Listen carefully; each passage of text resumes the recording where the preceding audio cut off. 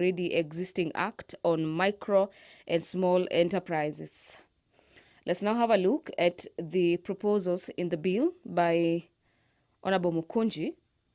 And this bill on the Micro and Small Enterprises Amendment Bill is seeking to amend the Micro and Small Enterprises Act, Cap 499C, to require the Micro and Small Enterprises Authority to promote the marketing, development, branding of products and services by micro and small enterprises, and equally enhance their consumption in the local market. The bill, under Clause 3, is proposing to amend Section 74 of the Principal Act, and this amendment will require that the Cabinet Secretary, with the advice of the authority, make regulations to prescribe the mechanisms for development and affirmative action on local enterprises, products, and services to enhance their consumption.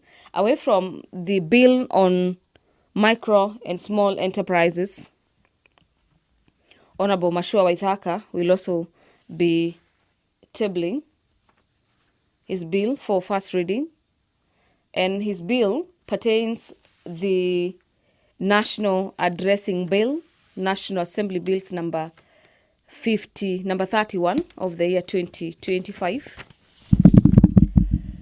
A look at the bill's memorandum.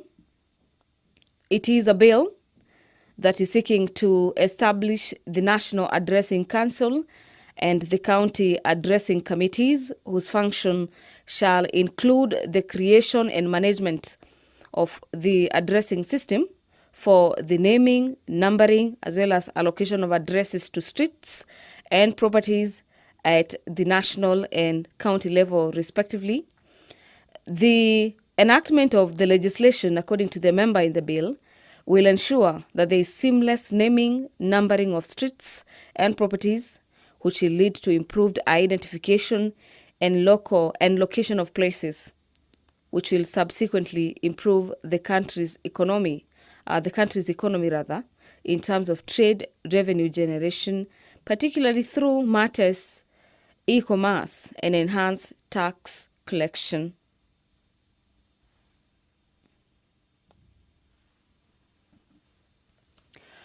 The last bill lined up for first reading is the Harm Reduction Bill, National Assembly Bills number 37 of the year 2025 by Nairobi Woman Representative Honorable Esther Passaris. The sponsor of the bill states that this bill is seeking to provide a framework for the delivery of harm reduction services, and this is within the public health facilities, in order to minimize drug-related deaths, drug overdose, and infectious diseases transmission through the provision of harm reduction services. This includes the access to healthcare, social services, treatment, and management of persons with substance use disorder.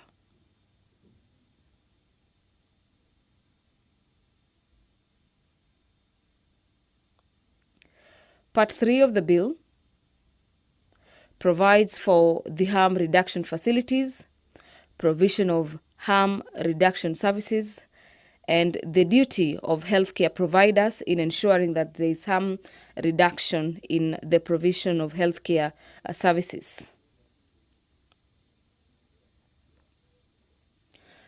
As to whether this bill is affecting the county governments, the bill concerns the provision of harm reduction services, which are health interventions developed to assist the users of drugs and harmful substances to prevent the transmission of infectious diseases. Health services are developed in this bill under schedule of the Constitution, this being fourth schedule of the Constitution, and the bill proposes to integrate harm reduction services for persons with substance use disorder in the county health system.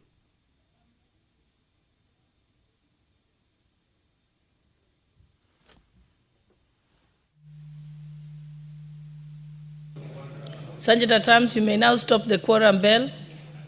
You may proceed. First order. Order number 1, administration of oath. Order number 2, communication from the chair. Order number 3, messages. Order number 4, petitions. Order number 5, papers. Who is tabling the papers on behalf of the majority leader? There are no papers? Okay, let's proceed. Next order. Order number 6, notices of motion. Order number 7, questions and statements.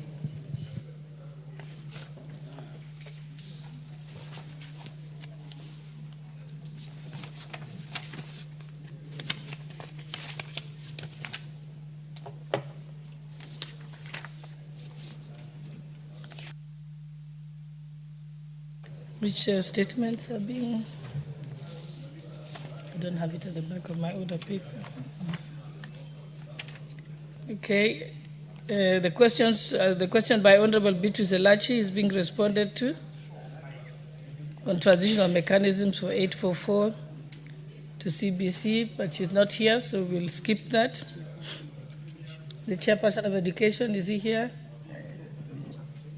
Has anyone been tasked? No. Move to the next one.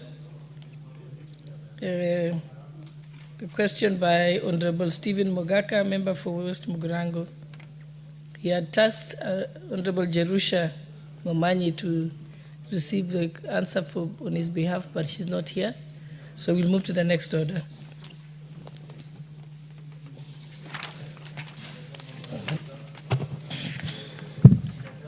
Order number 8, motion.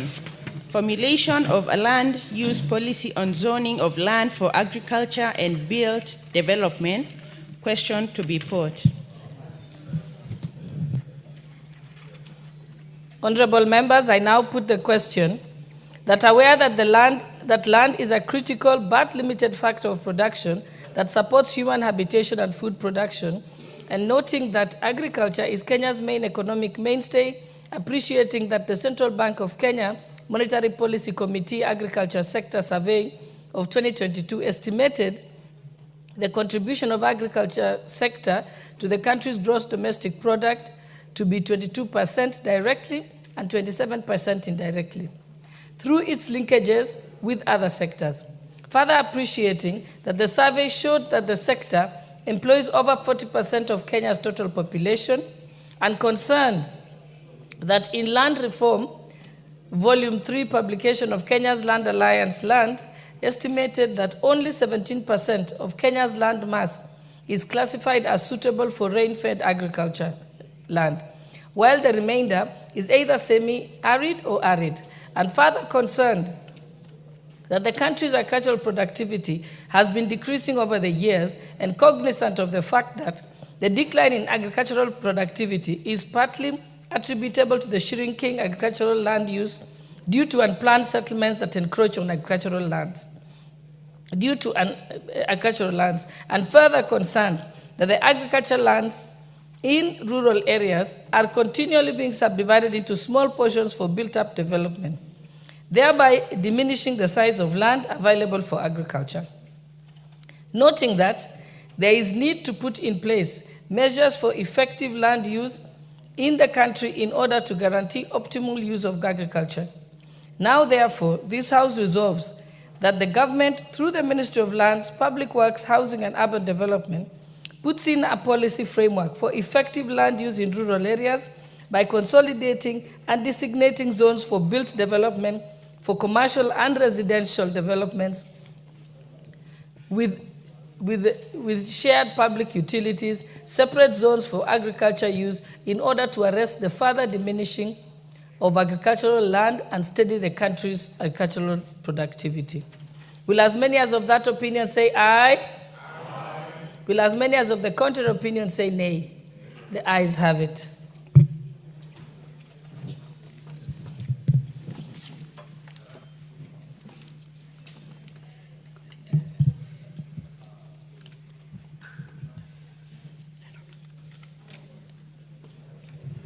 Order number 9, the Micro and Small Enterprises Amendment Bill, National Assembly Bill number 25 of 2025, first reading.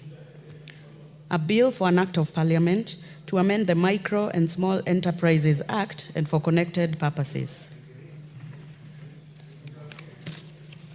Order number 10, the National Addressing Bill, National Assembly Bill number 31 of 2025, first reading. A bill for an act of parliament to give effect to paragraphs 18(1) and 21 of part 1 and paragraphs 8(b) and (c) of part 2 of the fourth schedule to the Constitution to provide for the establishment of the National Addressing Council and County Addressing Committees, to provide a legal framework for the development and regulation of the National Addressing System and for connected purposes. Order number 11, the Harm Reduction Bill, National Assembly Bill number 37 of 2025, first reading. A bill for an act of parliament to provide a framework for the provision, administration, and coordination of harm reduction services in Kenya and for connected purposes. Order number 12, motion, formulation of a reward scheme for accomplishments by sports persons in international competitions.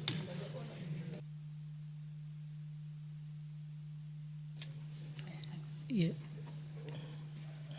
Honorable members, where a member is not present and they had sought a response on their statement, then the response won't be given. It can just be tabled. So, Honorable Eva Barra, you can just table it because the owner of the statement, Honorable Elachi, is not here.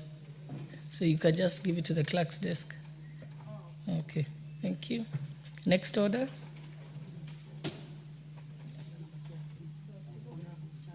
Yeah. Have you read it out? Okay. Honorable Ngusia, you may move your motion. Thank you, Madam Speaker, for giving me this opportunity to move this motion 001-2024. And before I move, I would like to request the members to keenly listen to this motion because we have been proudly tweeting about sportsmen, athletes, really praising them, but it is high time we start rewarding them, Madam Speaker. Madam Speaker, I beg to move that, aware that the sports Honorable Lucia, just stick to read your motion as is on the order paper. Okay, well guided. That aware that the sports play an integral role in promoting cultural heritage, national identity, national development, the well-being of the people, and the sustenance of livelihoods, particularly of the youth. Appreciating that sessional paper number 3 of 2005 provides a framework for sports development and operationalization in the country. Further appreciating that the sector plan for Sports, Culture and Arts 2018 by the Ministry of Sports, Culture and Arts mainstreamed sports development in the third term medium plan for 2028-2022 under Kenya's Vision 2030, recognizing that the Vision 2030 aims at capitalizing on the country's international reputation as a world-class sports powerhouse whose sportsmen and women have won international accolades and recognition, especially for their prowess in athletics. Concerned that despite bringing honor and national pride to the country, most of sportsmen and women face a myriad of challenges, such as lack of physiological sportsmen and women face, of physiological support and social protection. hence pushing many to alarming levels of mental health challenges during their career and even after retirement.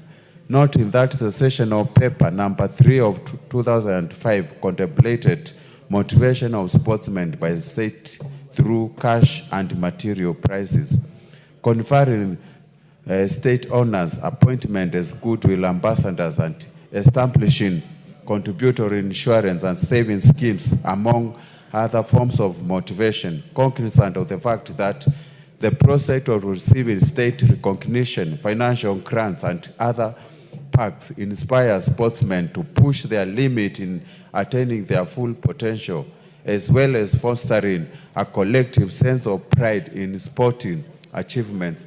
Now, therefore, this House urges that the government, through the Ministry of Youth Affairs, Sports and Arts, develop a policy and standardized sports reward scheme for recognizing the achievement made by sports person in internationally recognized competition through number 1, financial reward of Kenya shillings 6 million for setting world records, Kenya shillings for gold medalists, and Kenya shillings 3 million for silver medalists, and 2 million for bronze medalists.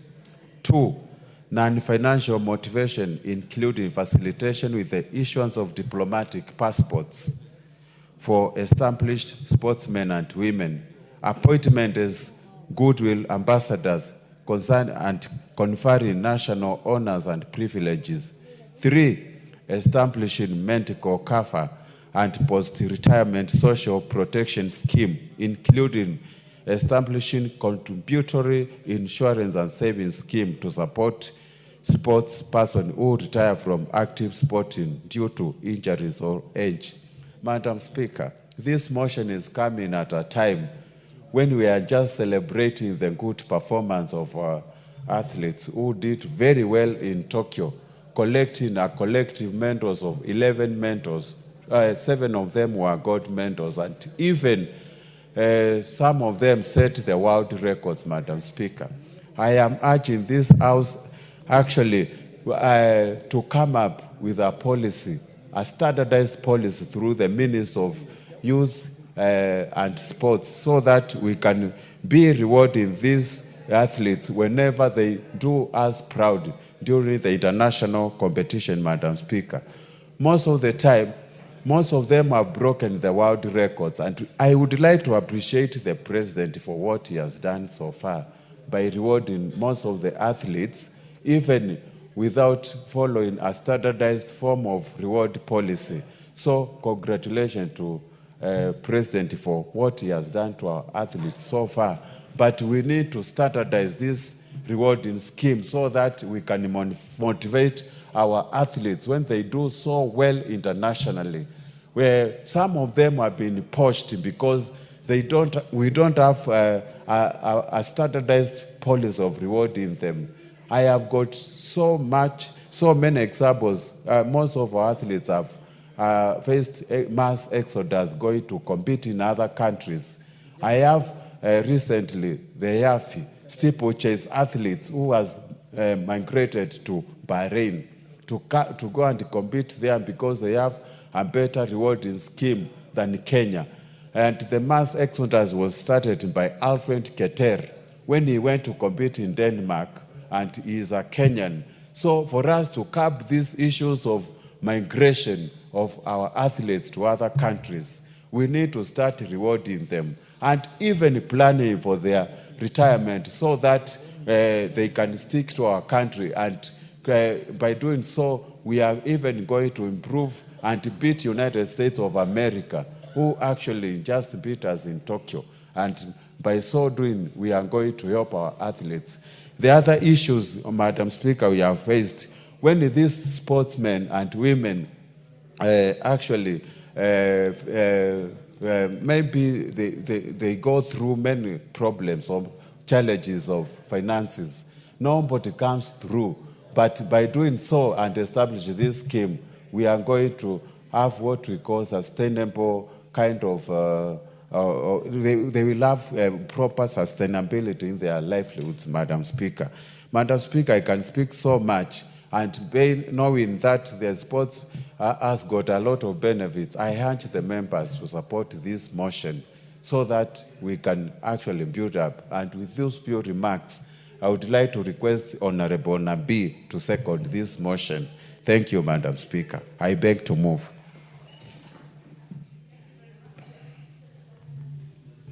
Charles Nguna, you may proceed, Mheshimiwa.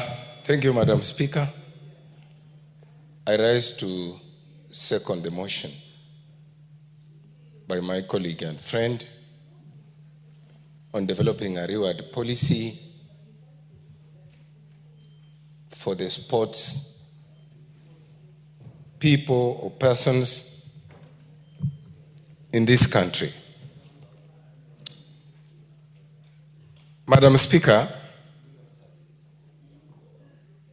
one of the things that policy would do is to dignify sports, is to dignify people who participate, break records, win awards nationally, regionally, and internationally. This motion would never have come at a better time than now, when the country seems to be at its best in terms of performance in various sports.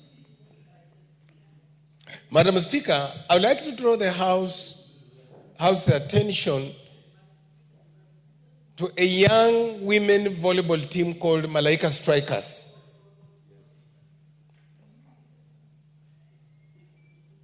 A sport in volleyball that this country is now dominating in Africa. Those young girls, as young as 14, as young as 15, in senior school and in junior school, lately, they have conquered Africa. But when it comes to reward, it is so haphazard that it demotivates rather than motivate the young people. Madam Speaker, as we invest in sports academies across the country, and I want to laud the ministry, I want to laud the committee of sports of this house. As we develop sports academies across the country, what are we doing? We are ensuring that we develop talent at that level. We are ensuring that we nurture talent at that level. And with that kind of development and nurturing, we expect more of these people will break records, will win awards internationally, and therefore, we must have a system that recognizes, that sees, that rewards. We thank God. President William Samoei Ruto recognizes it. But he's doing it without a policy. What if tomorrow you have a president who has no time for sports? What will happen? What will happen tomorrow if you have a minister who has no time for volleyball, for athletics, for football? Madam Speaker, one of the things that is earning this country foreign exchange is sports. Look at what Oyunga is doing with the money he's earning for playing football in the Arab League. Look at Origi, what he's doing with the money for playing football in Europe. The money is back in the village. Look at Musa Otieno, the money he got for playing football in South Africa. He came and developed a whole academy that is producing young people. But then, how do we attract many young people to come into sports?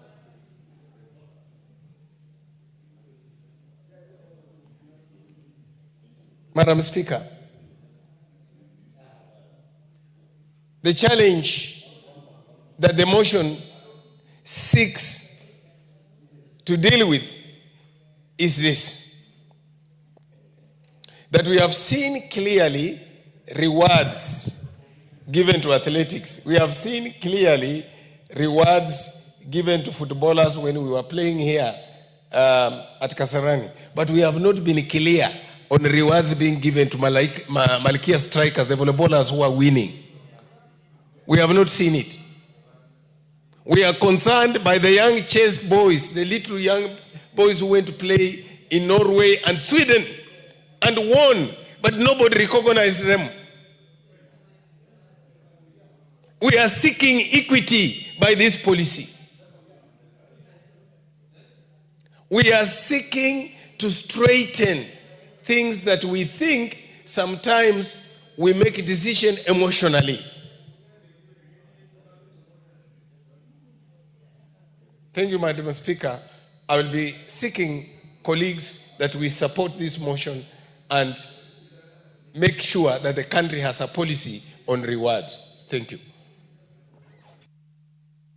Thank you very much, Honorable Nabwire. Honorable members, I now propose the question that, aware that sports play an integral part in promoting cultural heritage, national identity, national development in the well-being of the people and sustenance of livelihoods, particularly of the youth, appreciating that Sessional Paper Number 3 of 2005 provides a framework for sports development and operationalization in the country.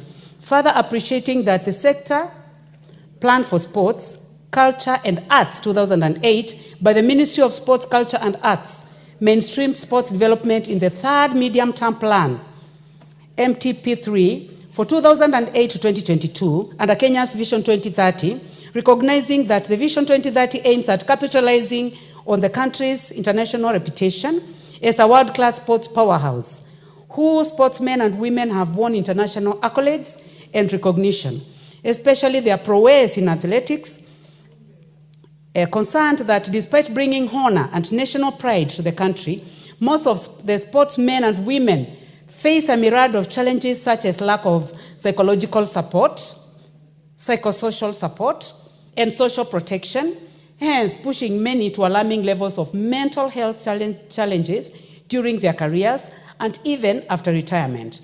Noting that Sessional Paper Number 3 of 2005 contemplated motivation of sports persons by state through cash and material prizes, conferring state honors and appointments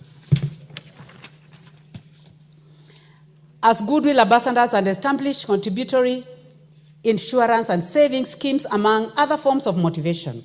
Cognizance of the fact that prospect of receiving state recognition, financial grants, and other perks inspire sportsmen to push their limits in attaining their full potential, as well as fostering a collective sense of pride in sporting achievements. Now, therefore, this House urges that the government, through the Ministry of Youth Affairs, Sports and Arts, develops a policy and standardized sports reward scheme for recognizing the achievements made by the sports persons in internationally recognized competitions through 1, financial rewards of 6 million for setting new world record, and 4 million for gold medalists, 3 million for silver medalists, 2 million for bronze medalists. 2, non-financial motivation, including facilitation with issuance of diplomatic passports as goodwill ambassadors. I want to take that again because it is very important. Non-financial motivation, including facilitation with issuance of diplomatic passports for established sportsmen and women appointment of goodwill ambassadors and conferring national honors and privileges, and 3, establishing medical cover and post-retirement social protection schemes, including establishment of contributory insurance and saving schemes to support sports persons who retire from active sporting due to injuries or age.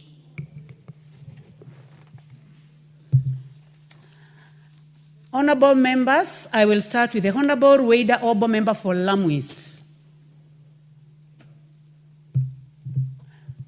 Rueda Obo seems to be on the screen. I'm here. Oh, you're here. Please proceed. Asante.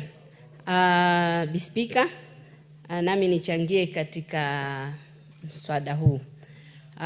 Mwanzo nampongeza mheshimiwa kuleta jambo hili, ni jambo la maana sana. Upande wa sports au michezo. Sasa hii michezo kipangilio itakuwa jambo la maana. Manake itawapatia morali na kama vile tulivyosemekana ni kwamba pengine kutakuwa na rais mwingine hatapenda mambo ya michezo. Kila mtu ana vile anapenda. Rais wetu alhamdulillah, huyu Rais William Samoei Ruto ameonyesha mfano mzuri kwa michezo, na kumbe kweli kwa hakika ukipeana morali watu wanacheza ile yote. Kule pia ikipelekwa mipangilio itakuwa vizuri, kwa sababu kuna michezo mingine bado haijaonekana, haijachukuliwa kivyema. Sasa kama kule kwetu Lamu watu wetu hawajaonekana, lakini sio kwamba hawana talent, wana talent nzuri lakini hawana morali, kwa sababu kama hii michezo ya maji tunasema kwa lugha ya kimombo water sports hazijachukuliwa umuhimu. Kwangu kuna watu ambao wakiingia kwa bahari ni kama papa. Wanaogelea vizuri, wanaweza kufika, ni tactics tu kidogo wafundishwe na waende wainue jina la nchi. Lakini utaona michezo fulani, naona mwenyekiti wa kamati ya kwa hapa wa sports, nichukue nafasi hii pia nizungumze, apate kusikia, waangalie upande zingine pia zitafikiwa vipi. Honorable Rueda Obo, do not get distracted by the chair sports. He does not understand or know as much Kiswahili as you do. So just ignore him. I can see him trying to tell you what that is in Kiswahili. He doesn't have the capacity. So just proceed. Niko naye hapa karibu, nitamueleza zaidi. Sasa pia kuna ndio sasa hii leo asikie Kiswahili vizuri kisha ataniuliza ile hajaelewa. Kuna michezo mingine inaanza paka kwa shule. Tukiweka hizi mbinu au sheria ambao zitaileta morali kwanza kwa shule, youth au vijana wanafunzi watakuwa na bidii kwa michezo. Sahihi, kama kuna mchezo ambao watu wengi hawajui, kuna mchezo nenwa. Hata nafikiri speaker hiyo inabidi nizungumze kwa lugha ya Kiingereza. Kwa Kiingereza tunasema spoken word. Hiyo pia iko kwa michezo ambayo Lamu Mashariki shule inaitwa Siu Primary ilienda paka ikafika East Africa kwa sababu ya mchezo huo. Lakini hawakupata morali, hawakusaidika na chochote. Sahihi walivyoshindana tena, wakija huku wakafanyiwa mchezo mbaya. Watu wa Nairobi huku wakifika, watu wangu kutoka Lamu Mashariki, anajua huyu ndio mlengwa, huyu ndio hodari, kwa hiyo kabla afike kwa stage jina lake liitwe, wakati wake umefika, akaenda kuangalia uniform zake za kuvaa zishaibiwa. So mambo kama haya akiwa na hiyo mipangilio mizuri, hata zile adhabu au wale wanadhulumika wasifike mbele, pia ziweko kwenye hiyo mipangilio, itasaidia sana. Kwangu na Pwani kwa jumla, kuna ile michezo ya zile vidau, unaeka makasia, zile ambazo inaweza kutufikisha mbali sana. Kuna watu wetu ni mahodari lakini haionekani michezo ile. So ikiwekwa hizo sheria au mipangilio ambaye rais yoyote akiweko au mbunge yoyote akiweko asiweko, bora kuna mambo kama haya, au waziri akiweko kuna mambo kama haya, yatasaidia hata morali. Utaona ile michezo imechukua hatua ingine kabisa.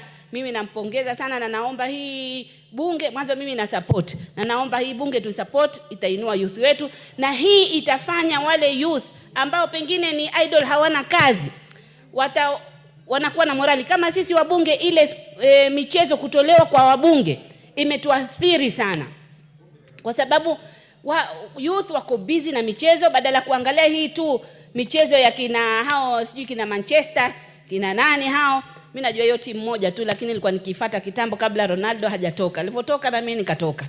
So utaona youth wanafuata hiyo tu michezo, hiyo njia hizo za kuangalia tu lakini vile tulivyokuwa nayo, nakumbuka mwaka wa kwanza CDF ilipofanya ilikuwa busy kule la Mashariki, youth wakacheza wote ward zote 3, lakini sasa hiyo wakatoa. Tunaomba katika hiyo mikakati ukiweka na zile hii CDF waangalie, waregeshe ile sports ilikuwa inasaidia sana na itaweza kuenua. Na kama hiyo michezo nasema ya maji, nimejaribu Speaker, nikachukua youth wangu, kwa sababu nimeomba kwa serikali hii mpaka sasa haijakuwa TVET ile iko Kizingitini. Nilisema ile TVET ambayo iko kule kwetu, kwa sababu sisi maeneo yetu ni maji, tuwekewe course ambazo zinahusiana na maji sana za blue economy. Lakini hizo course mpaka sasa hazijawekwa. Ile tumewekewa ni bakery na catering. Sasa imagine pale ward au eneo bunge langu lote la Mashariki wanasumbishwa tu bakery na catering, ndo zaidi iko, na zingine ndogo, hakuna za blue economy. Sasa hizo ambazo hakuna, mimi nimejaribu nikasema ngoja tuchukue youth, tumepeleka youth 252 bandari kusomeshwa na bandari.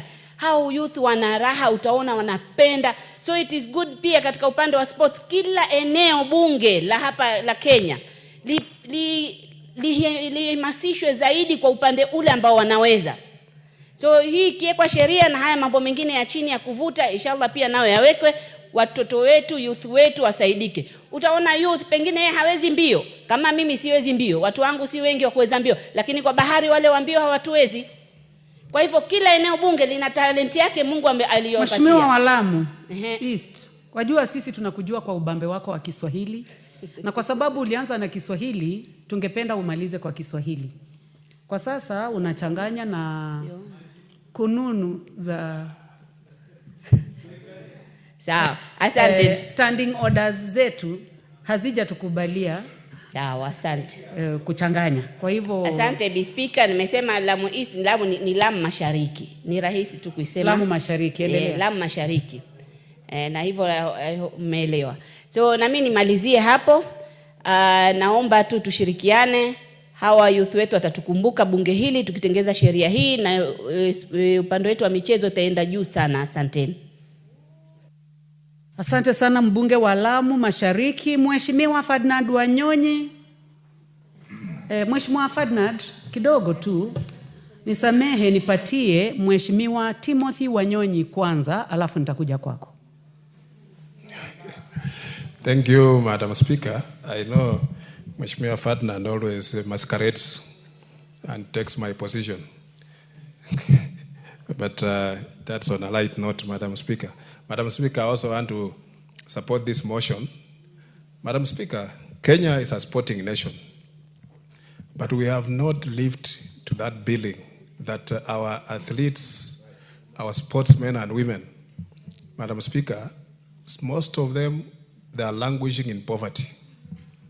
They have represented the country, they have carried our flag high in international arenas, Madam Speaker, but if you go down and look at the athletes who are great sportsmen and women a few years ago, you'll find most of them, you can't even recognize them. It is a very timely motion that we should now have a predictable system and scheme that recognizes our men and women who have made this country, Madam Speaker, great in the international arena.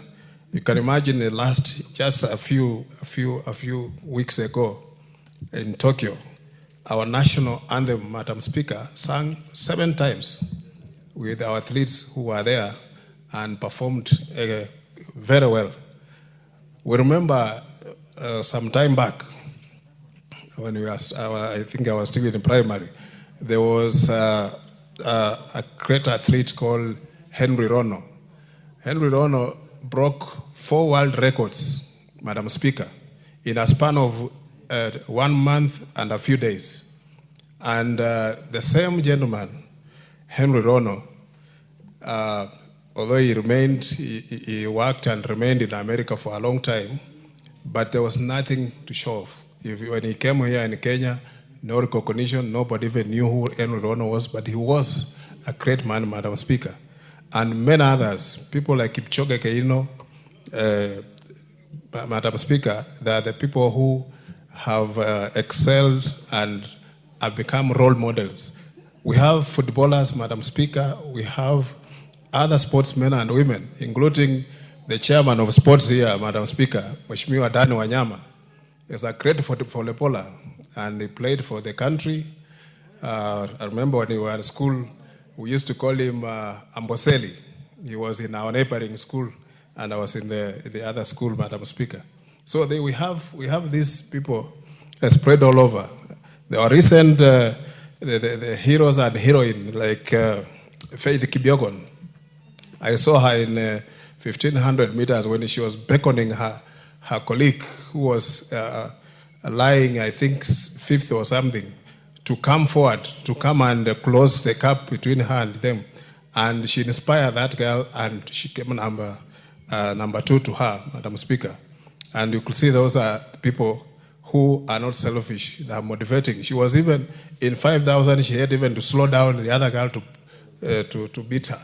So you can see, if we have a system of rewarding these people, including even naming streets and national colors and many other things and financial rewards, and that of even giving them that a medical scheme that will enable them, Madam Speaker, to always access health facilities without any problem. So, Madam Speaker, this is a good motion and we want to support it. And sports in this country, Madam Speaker, I remember in the early 90s, 80s, Kenya, our football was on a very high notch, but at the moment it has gone down. Recently, when we had a journey here, Madam Speaker, the president motivated the team and by rewarding them with cash awards. And you saw what the team did. They played very well. We beat giants like Morocco. We beat most of those big teams that the group we were in, we looked like we were the underdogs. But we ended up being on top of that group, Madam Speaker. So we need to continue encouraging these young men and women that sports actually today is the highest paid event in the world. Sports pays very well. When you look at footballers who are playing in Europe, Madam Speaker, they earn so much money that if you look at anybody who is employed, including even our president, cannot earn that much. So if this is properly channeled, and also we must have also a system of even training our athletes, because some of them, Madam Speaker, they become champions when they are very young, and they have nobody to direct them even how to invest the money they receive. So you find that maybe some people just come and exploit them and start taking the money from them. So if we find also a system of even protecting these young athletes, we have had foreign agents who come here, Madam Speaker, and unfortunately we don't protect our athletes. They come here and mislead these young men and women, sometimes even start fitting them on drugs. And then you find this becoming a dangerous thing that even spoils the career of these people. So we want to continue and make sure that Kenya remains a sporting nation, and we must recognize our heroes and heroines, Madam Speaker, those who have excelled, who have carried the flag of our country very high. So, Madam Speaker, I just want to support and say it's a great motion I want to thank Mheshimiwa CNN for bringing this motion. Madam Speaker, thank you very much and God bless. Very much. I would like, for the same reasons, for that purposive reasons, to go to the Honorable Harold Kimuge Kipchumba, nominated member. Member for Kwanza, please just be patient. You will be the next after Kipchumba. Thank you, Madam Speaker. I am in support of this motion by Honorable Charles Ngusia, and I am excited. I come from the community where many athletes have been born and brought up. And it is true that many of them have succeeded, have performed well at the early time of their lives when they are young. But when you go back to see what they accomplished, you cannot see it.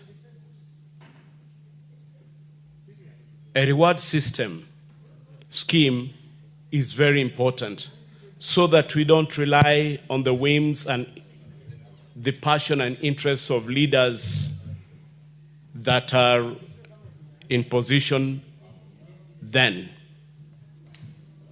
As I support this motion, I want to also pray that as it's being formulated, there's need to bear in mind and bring in the interests of persons with disabilities. Inclusion and mainstreaming disability would be rewarding. For example, we have teams that have won gold over the years. Right now, we have a team, Kenyan badminton team of persons with disabilities in Nigeria. And they have gone to the semis. There's a team that was in Tanzania a month ago on Sekafa,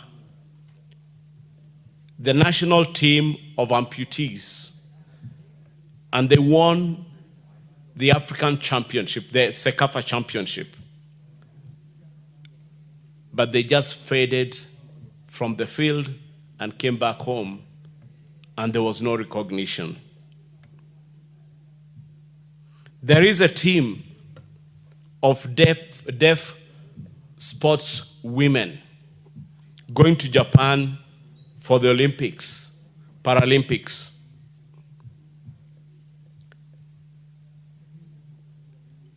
They might also just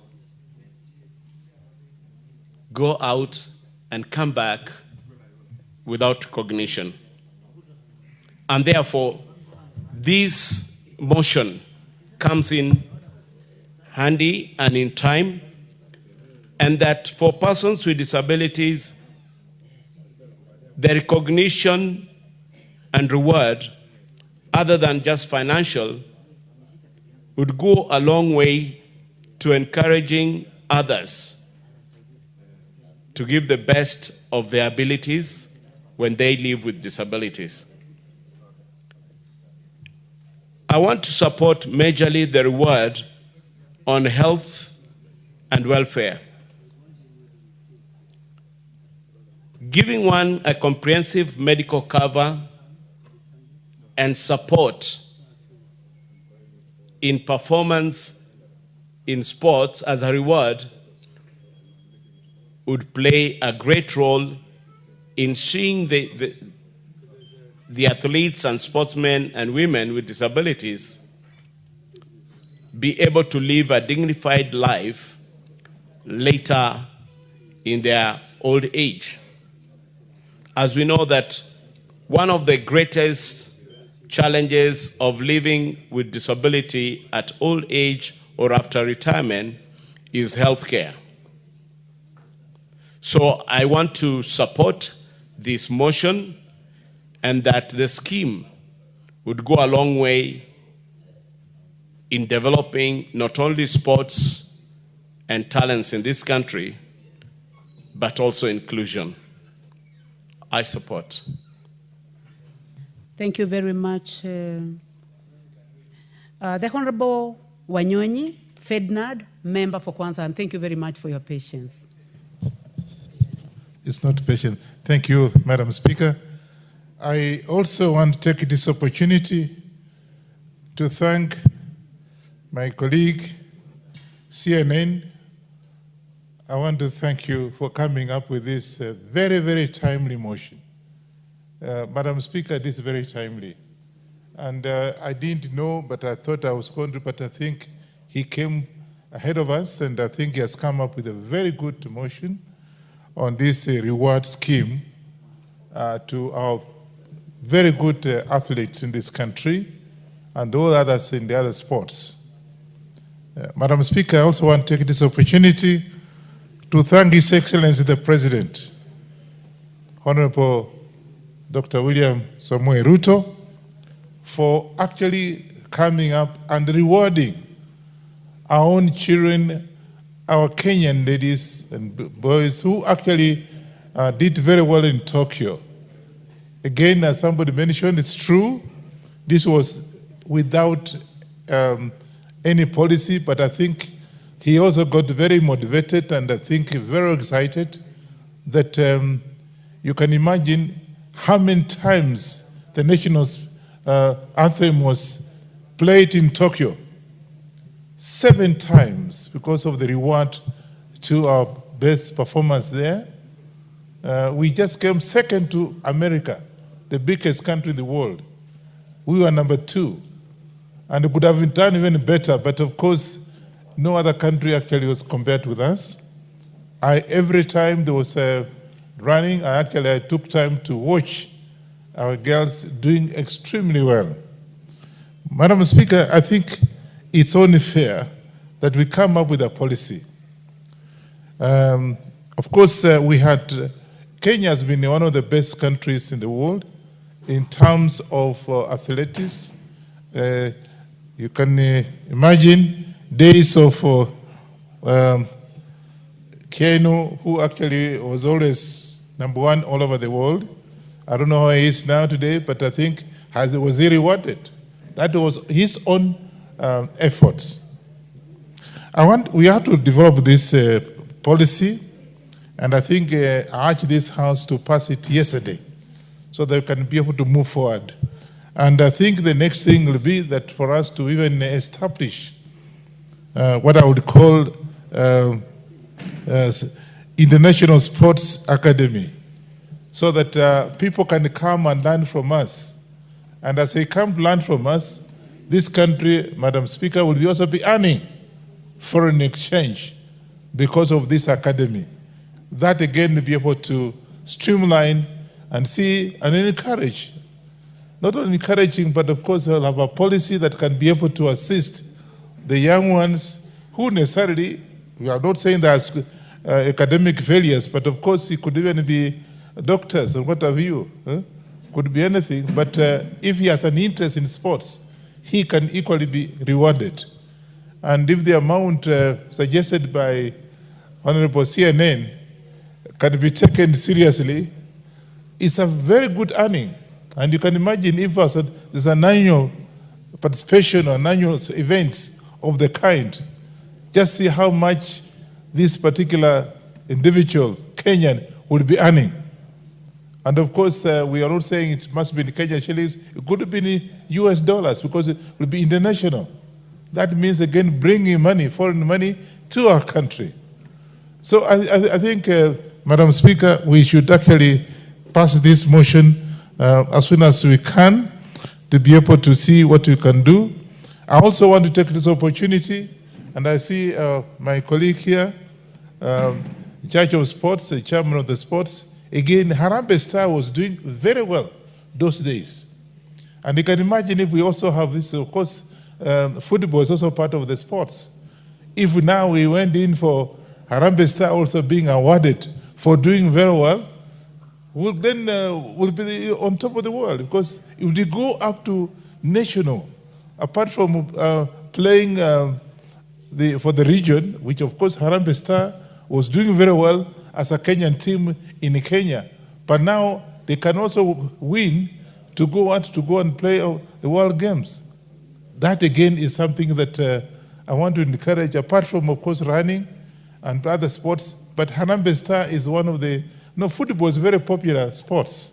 Madam Speaker, again, if we can be able to do that, a good reward, so that our people can be, our students and boys and girls can, even they also Harambee women star, Harambee Star for women,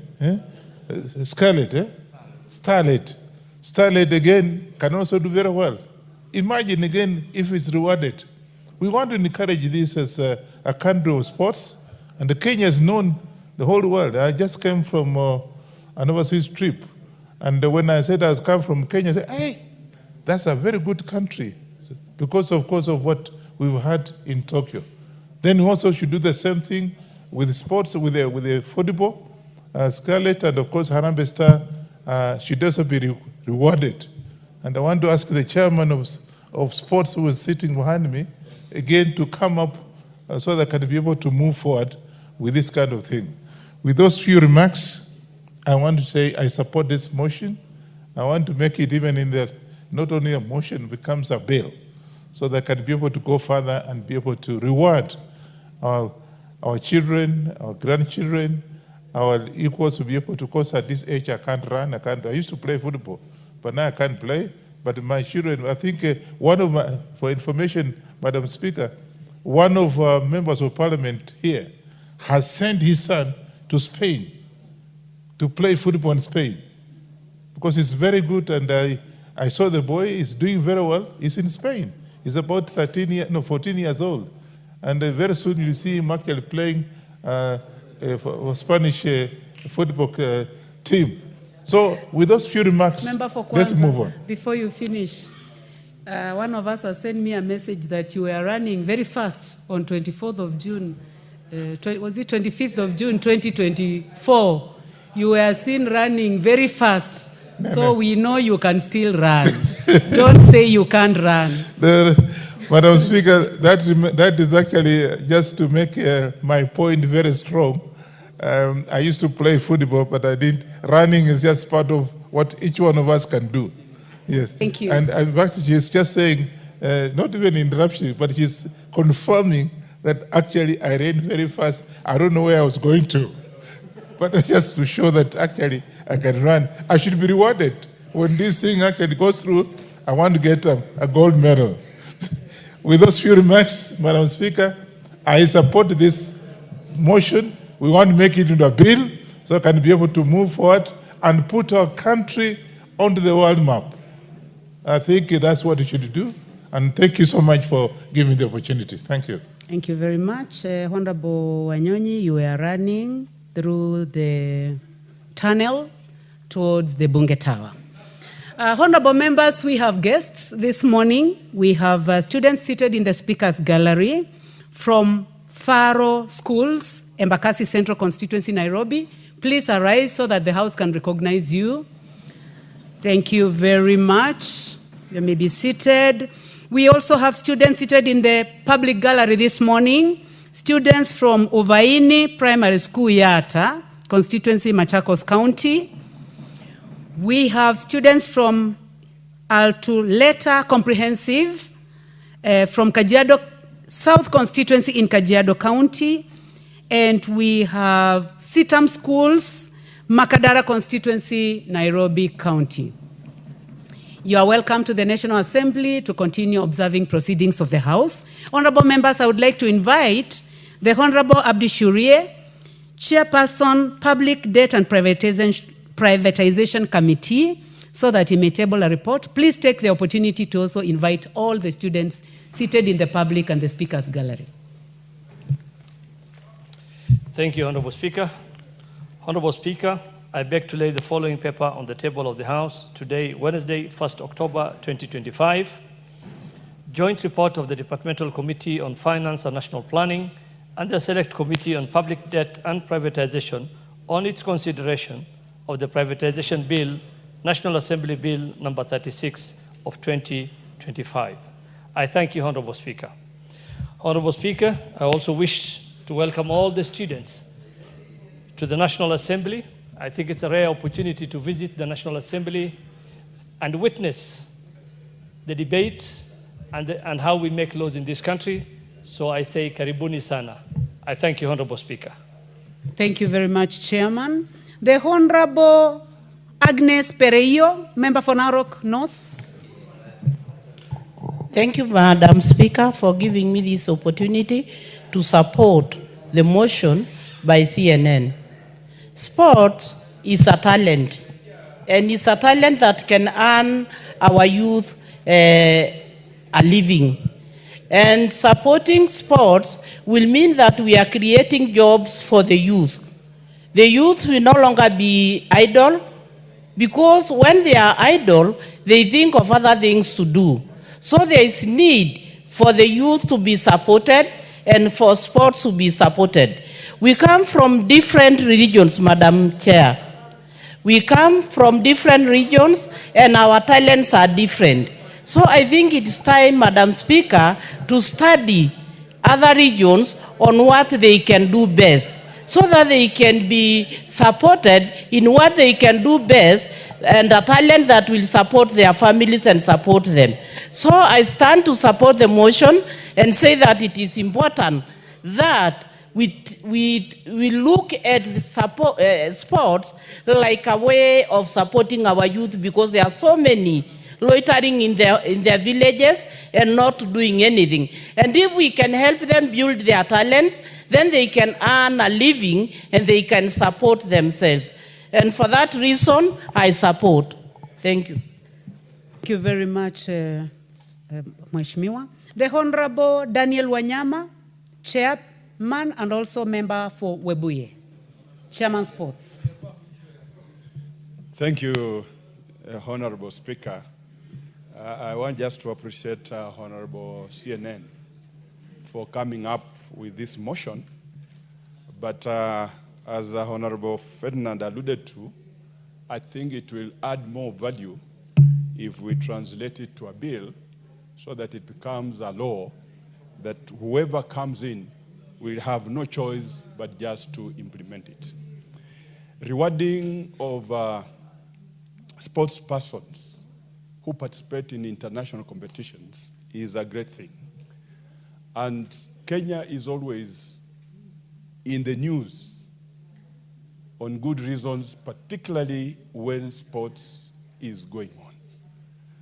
And as it were, many who have been in sports those yesteryears have languished in poverty because there was no serious executive government that was in place that appreciated sports. We are only seeing it here now, and we know, and we are not so sure that after His Excellency William Samoei Ruto, we could not be sure of whoever comes in if he will engage in the same. And therefore, this motion comes very timely to iron out and to sort out the issues that sports persons have been having. I want to say that it should not be in a particular skewed way to reward them, but we want to make it sure that any person that represents Kenya in any discipline, this way of rewarding should actually cut across all the disciplines. As long as a person has been selected and participated in representing Kenya, either in volleyball, football, athletics, hockey, rugby, name it. As long as you wear the national color, as long as you carry out the national flag, you must be part and parcel of reward of this scheme.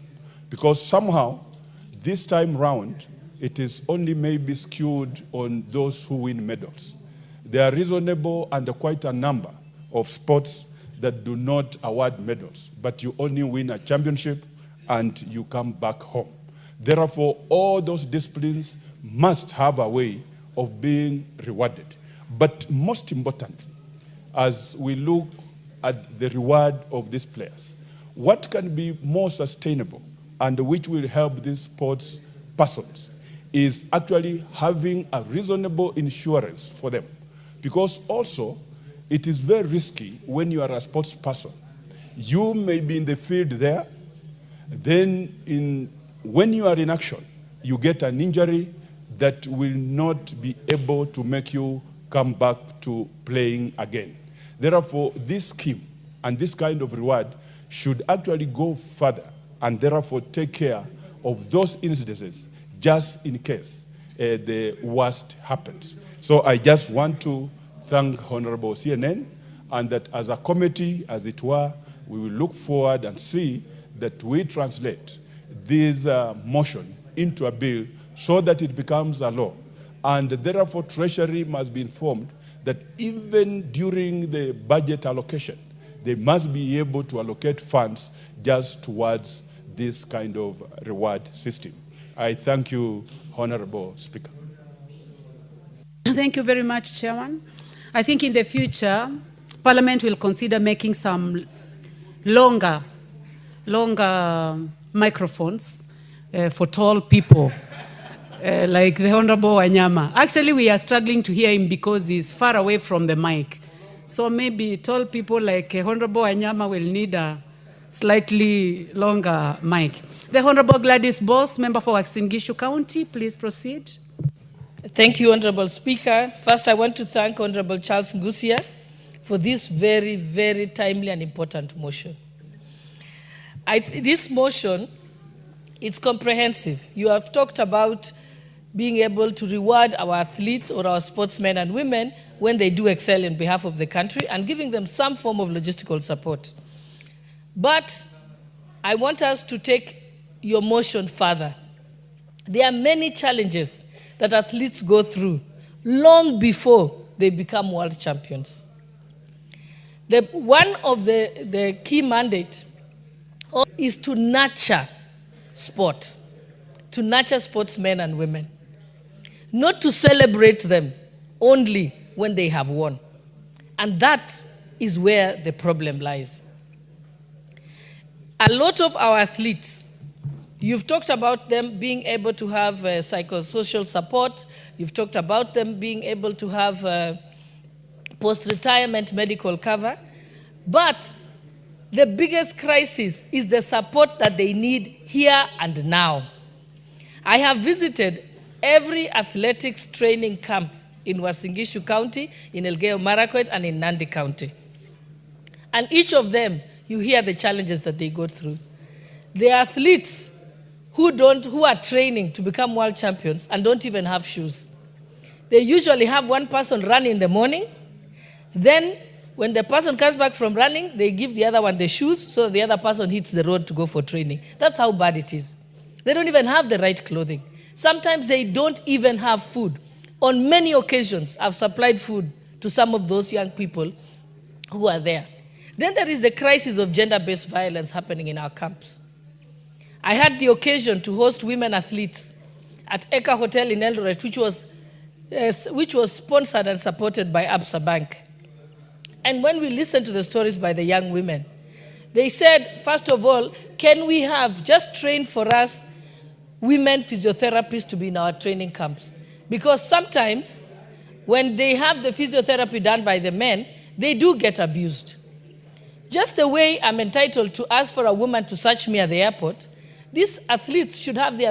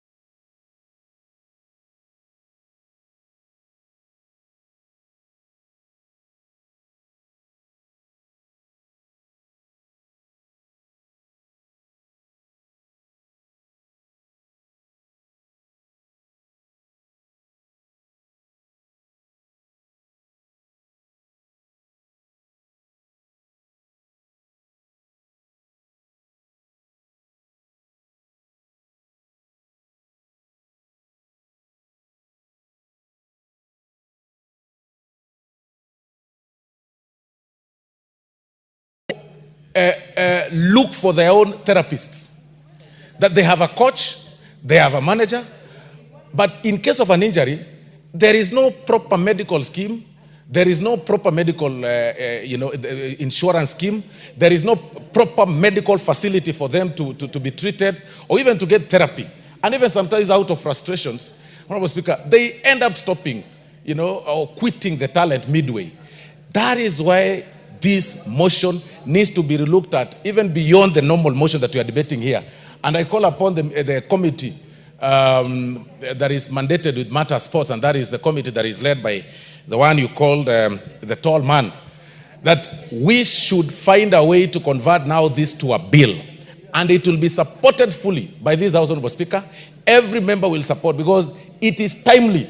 It is about time that we appreciate those people that fly our flags high. Honorable Speaker, I was actually reading this morning of sponsorships that are being done by our neighboring countries, Honorable Speaker, the Rwanda, that they've gone to an extent, Honorable Speaker, of marketing their country as a tourism hub outside the world, in stadia across the world, Honorable Speaker, that they're telling people, please visit us. And when I was reading it, Honorable Speaker, they said they want to raise their tourism revenue from $600 billion by close of this year, Honorable Speaker, to $1 trillion USD, Honorable Speaker. What does that show? That we've got a lot of things that, Honorable Speaker, we can be proud of as a country, ourselves, and it's about time that we seize the moments, because we have talent. We have young people who are ready to to fly our flags high, but what they like is proper facilities, motivation, and support from government. It is very wrong, Honorable Speaker, that recently we saw one of our top athletes fly back after winning, Honorable Speaker.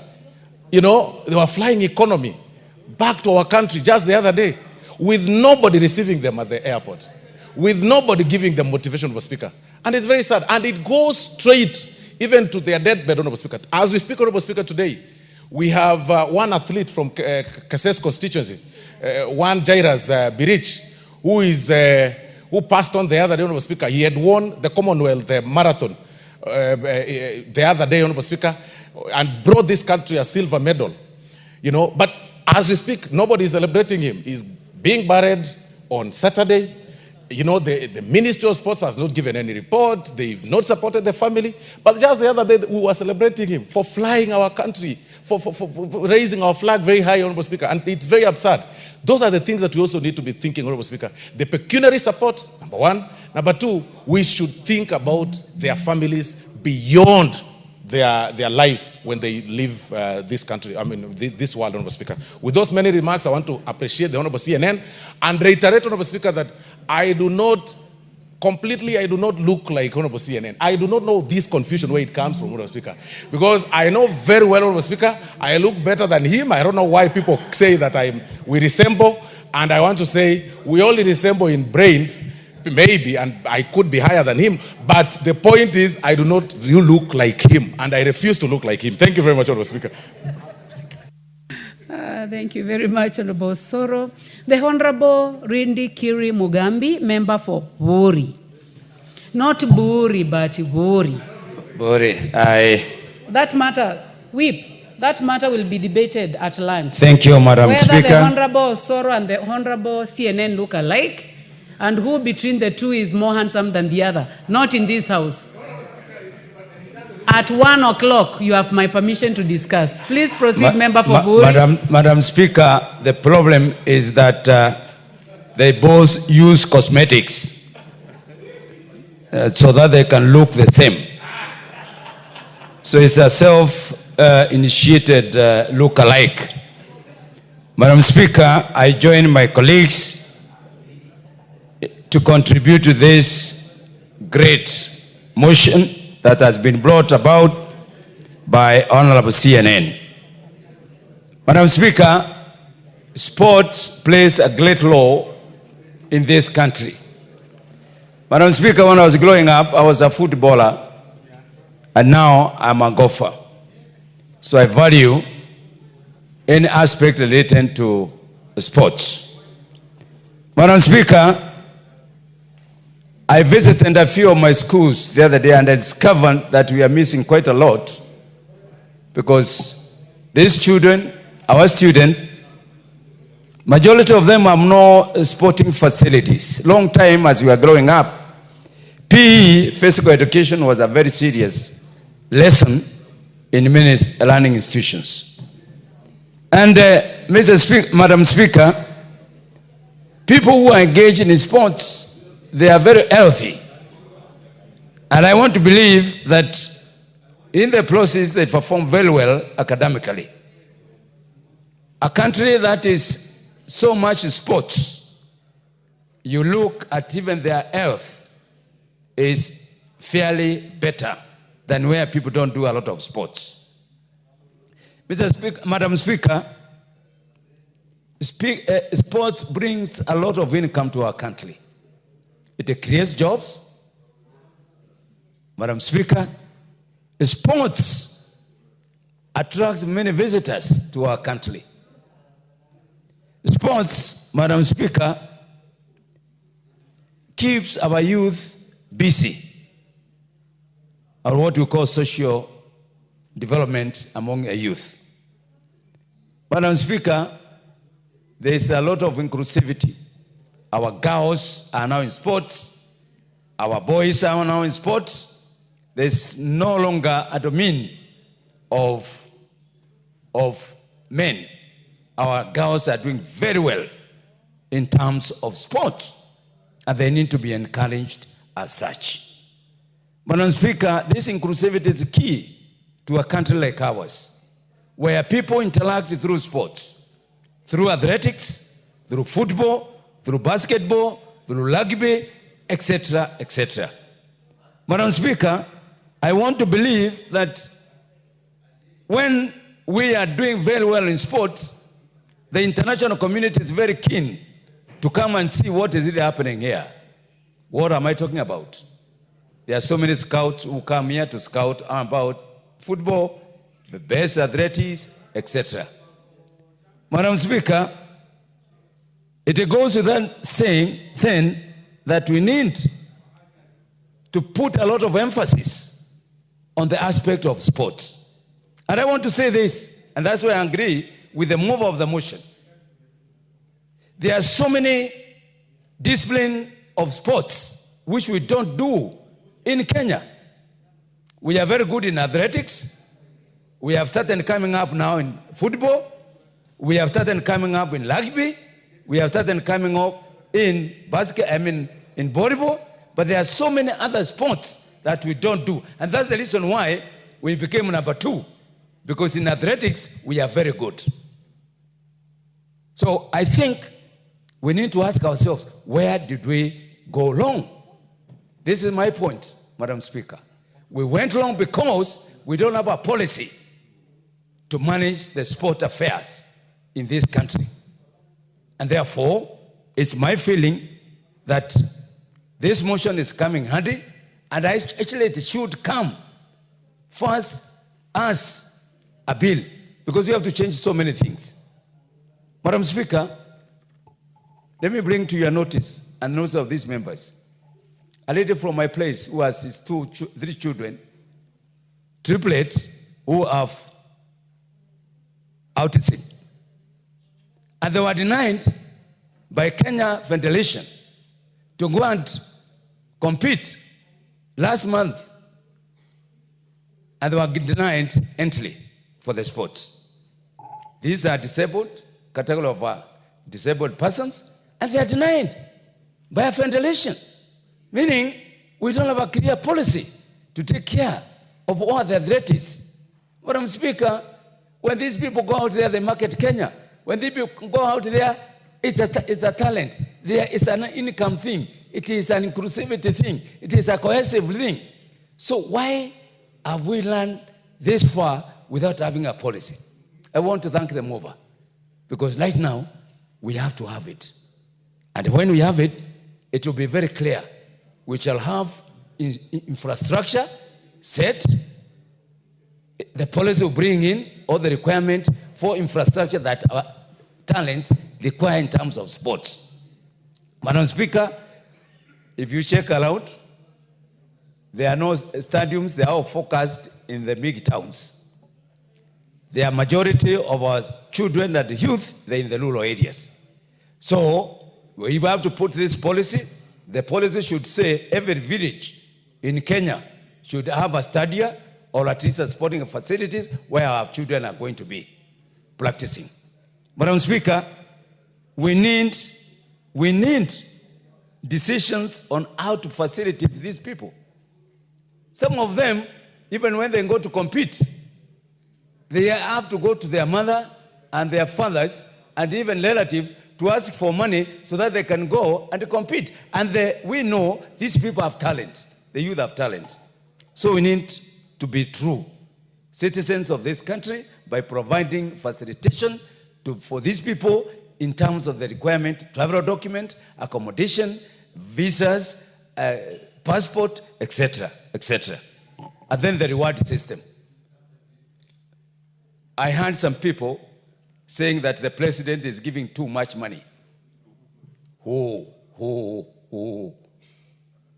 president is giving 3 million, 4 million, instead of doing this and that. Shame on those people. The president was giving out that money because he recognized these footballers are putting the map of this country on top. His Excellency has initiated a move in this country of promoting sports, and we want to support him. And I'm believing that even this policy will be put in place because we need to reward these great men and women. We need to, not even 6 million, it's too small. There are countries that buy the athletics contracts. There are countries that buy mansions for these people in high-end areas. And that's what we need to tell these children, that you can play football, you can learn, you can do whatever in sports and make it in life. Mr. Speaker, we need to have all-out sporting activities encouraged in this country. We have to have golf for these young people. We have to have skating. We have to have swimming. We have to have all kinds of sporting activities that other countries are doing. We cannot be priding ourselves by limiting our talented people through only athletics and football. We must open doors for other sporting activities. Madam Speaker, I want to support this and say that we are ready. I think this can be looked in terms of a bill so that we can enact it and ensure that the future talent of this nation are given a lot of power. I want to thank the great people of Bori because we have now a program for annexing talent in terms of sports and other activities. Thank you very much, the great people of Bori, for realizing that you can make money through sports. I thank you, Madam Speaker. Thank you very much. Honorable members, I decided to stick to the screen, but after the Honorable Rahim, I think we may want to purposively go to the left. The Honorable Rahim, member for North Imenti, and before you continue, let me take this opportunity to welcome our students from Our Lady of Fatima, Kiriko Girls, from Gatundu North Constituency, Kiambu County. Let's welcome to the House. You are welcome to the House to continue observing proceedings of the House. So the Honorable Rahim Dawood, you may continue, and we give you this opportunity to also welcome the students for us. You may be seated. Thank you, Madam Speaker. Madam Speaker, first let me welcome the students of Our Lady of Fatima. Incidentally, my grandmother was called Fatima as well. So I'm very honored to welcome the school. Madam Speaker, I want to join my colleagues in supporting this motion by Honorable CNN, who is in my committee as well. I'm his vice chair. Madam Speaker, it is a good thing which he has proposed, but I believe we can go further because we are only talking about recognizing the world athletes. What about the ones who are at the grassroots? We need to bring out the grassroots athletes together with the sports persons, men and women, because if we do not do that, then we will not get those for international. We need to recognize how sports academies can be done all over the country. Madam Speaker, this government has already started doing the sports academies, and I hope by 2027, many counties or most of the counties will have sports academies where we can nurture talent. But Madam Speaker, you being from a single constituency like myself and the others, most of us here, it is injustice to remove the sports kitty from the CDF, because that was the mainstay, how we could promote sportsmen and women or children to come up with performances which we could be proud of. But now removing that sports kitty from CDF, Madam Speaker, I think we as members of parliament, we need to talk to CDF and return it back so that at least we support. I wish to say something else because, you know, motivation of many kinds. We've got teams in Meru, football teams, who are doing very well, but unfortunately, the issue comes out that when they have to travel to go to matches away from Meru County or all over the country, it's very difficult for them to go. And I wish to even thank the Deputy President, Professor Kithure Kindiki. He did buy one of our football teams, Al Azizia, a bus so that they could make easier transportation. So I want to thank the Deputy President in his own way. He went out and gave a bus to Al Azizia Football Club. But the point here is, Madam Speaker, we need not just encourage the international stars, we need to encourage each and every athlete, each and every sports person, so that we can reach the height which is required. Yes, we need to give a facilitation to the athletes who are going, or the sports persons who are going out of this country. Maybe give them visas, faster visa processing, facilitation, and money as well. But let's even promote our own within the country, because if we do not do that, then we are not going to get the sports persons who go overseas.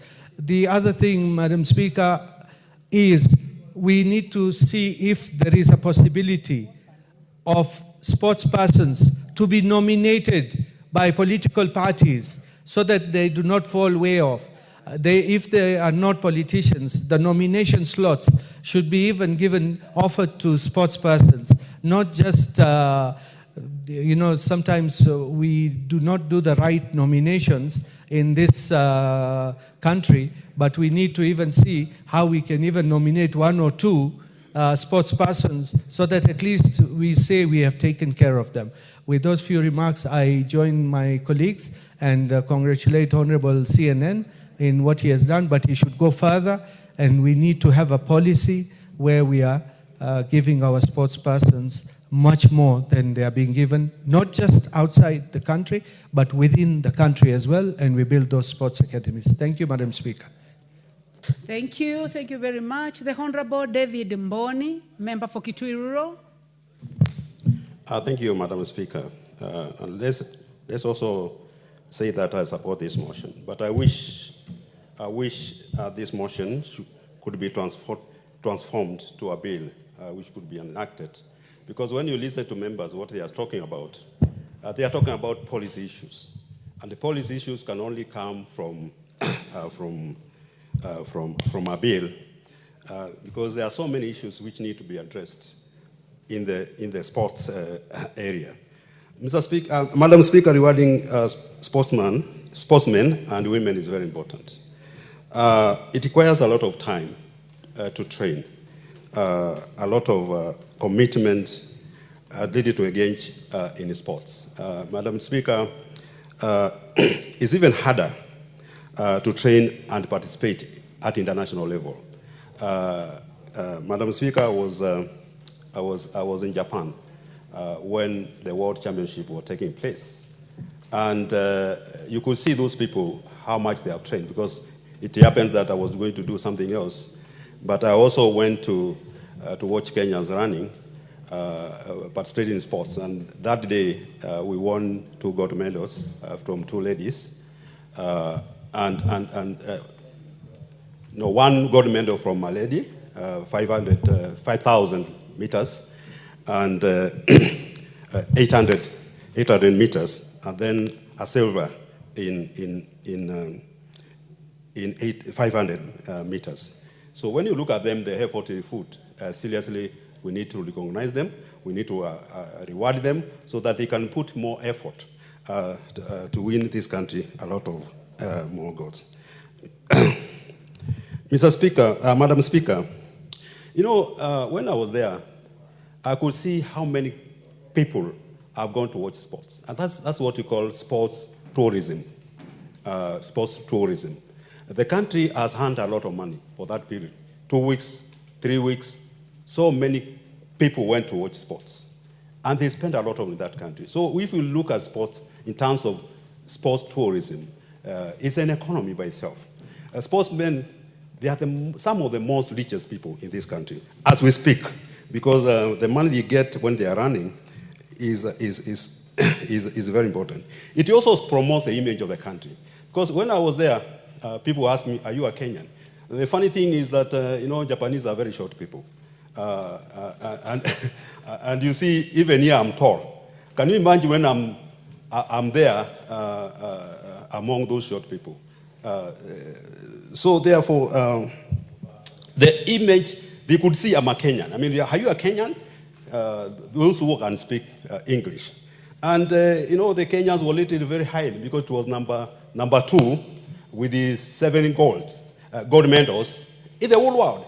So the image, you know, the image. And that's why the president, when he was in US, somebody was commenting that Kenya is the capital of Africa because of the sports.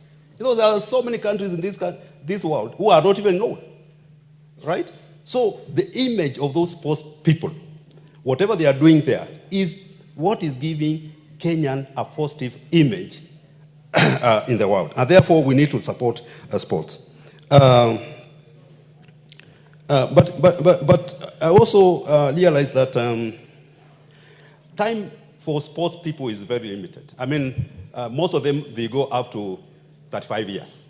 Beyond 35 years, you realize that anybody going beyond 35 years, be it in running, be it in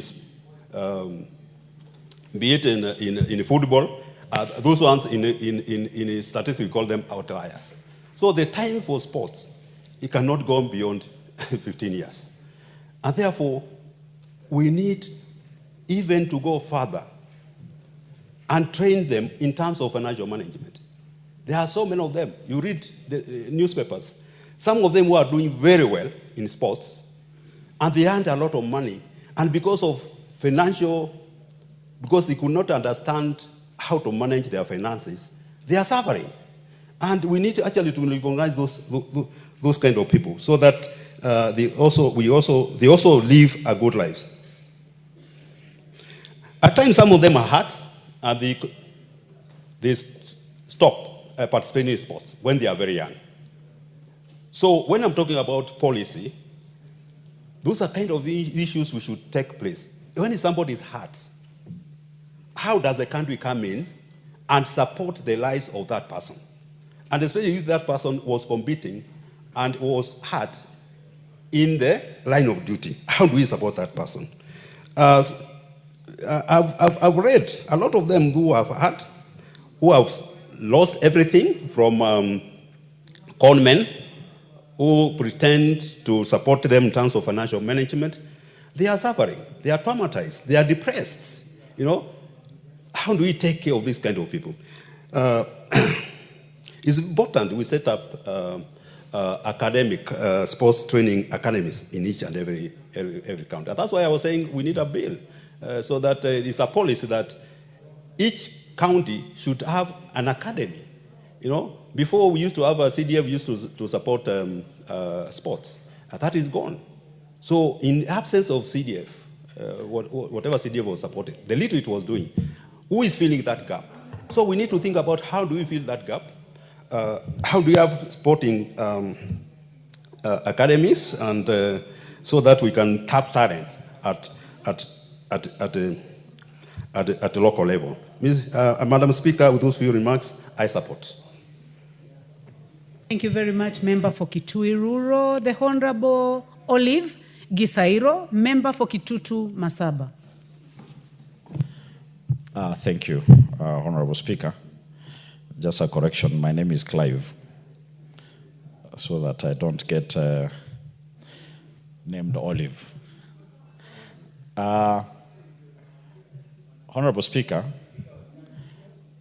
I would like to thank Honorable CNN for bringing this timely motion.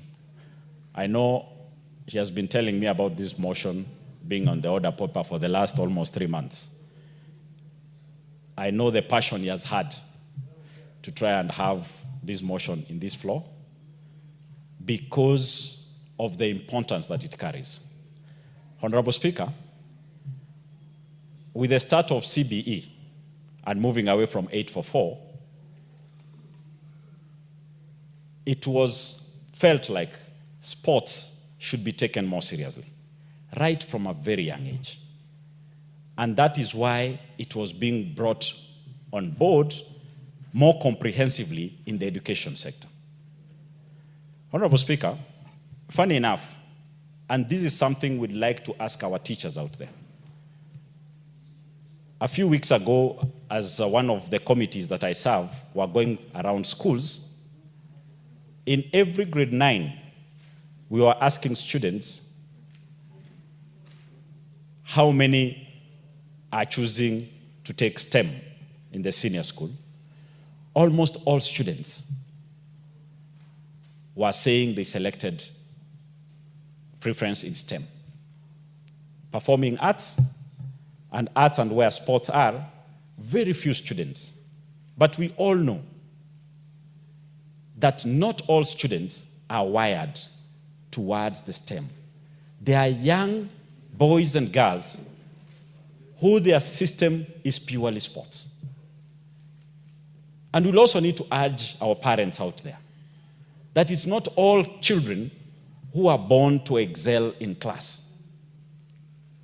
We have children who do not perform very well in class, but on the field are excellent personalities. But we'll also try to understand why parents will try to be hard on the children, telling them that they should put focus in class and stop playing games outside. Because in Africa, sports does not pay. Sport is not recognized. Sport does not have a reward system. And that is what Honorable Charles Ngusia is asking us to consider. Can we have sports having a reward system across board? And let it not only be rewarding those who represent the country on international competitions. This reward system should be able to be felt right from the grassroots. The moment we start seeing that sports is paying, we will see our young, talented youths taking sports very seriously. We'll also see investors investing in sports facilities because the uptake will be higher. We'll have sports academies. But currently, even if you are to open a sports academy, how many children believe that sports will pay? How many have we seen sports pay? In 10 sports people, only one, or sometimes none, comes out successful. We need a comprehensive reward system. Honorable Speaker, I listened to the Honorable Member of Bogori saying some people are criticizing the president. We cannot criticize the president. At the moment where we were hosting such a big tournament, the president had no other option. He had to inspire the boys. And we saw the fruits. But Kenya being as politicized as it is, the moment it comes from that angle, the other half will always politicize it. And that is why we have to have it in a formal way that doesn't have to put any political leader at a point where he has to bring it, and therefore it is misconstrued to be a political gimmick.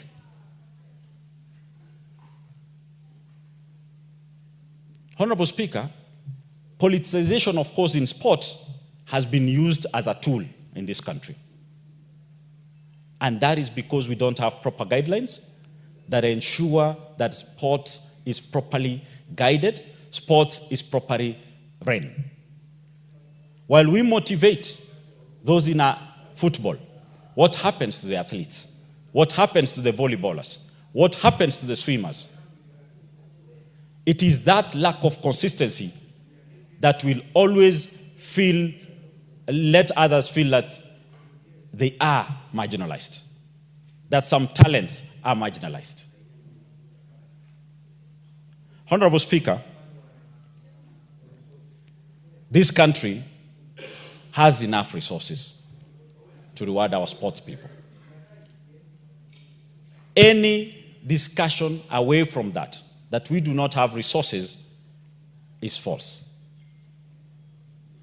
If we are to put all the resources that are misused in this country to start sports academies, right from primary schools, secondary schools,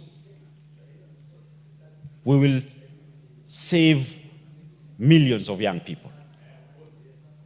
These are young people who, once they become international elite sports persons, will bring a lot of foreign exchange into this country.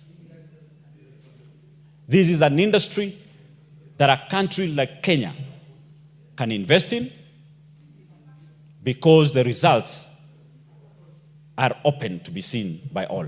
We have our sports persons being bought by the Qataris because we are not doing our part. And as legislators, we need to stand up and protect the youths by ensuring that we provide the systems that protect them. That Honorable Gusia kindly have this be upgraded to be come into this floor as a bill, so that once it is passed, we will have our sports persons in every financial year being budgeted for. The estimates will be there, and our youths will know once they represent this country, they will also have something to be proud of. You can never be proud of a country that does not feed you.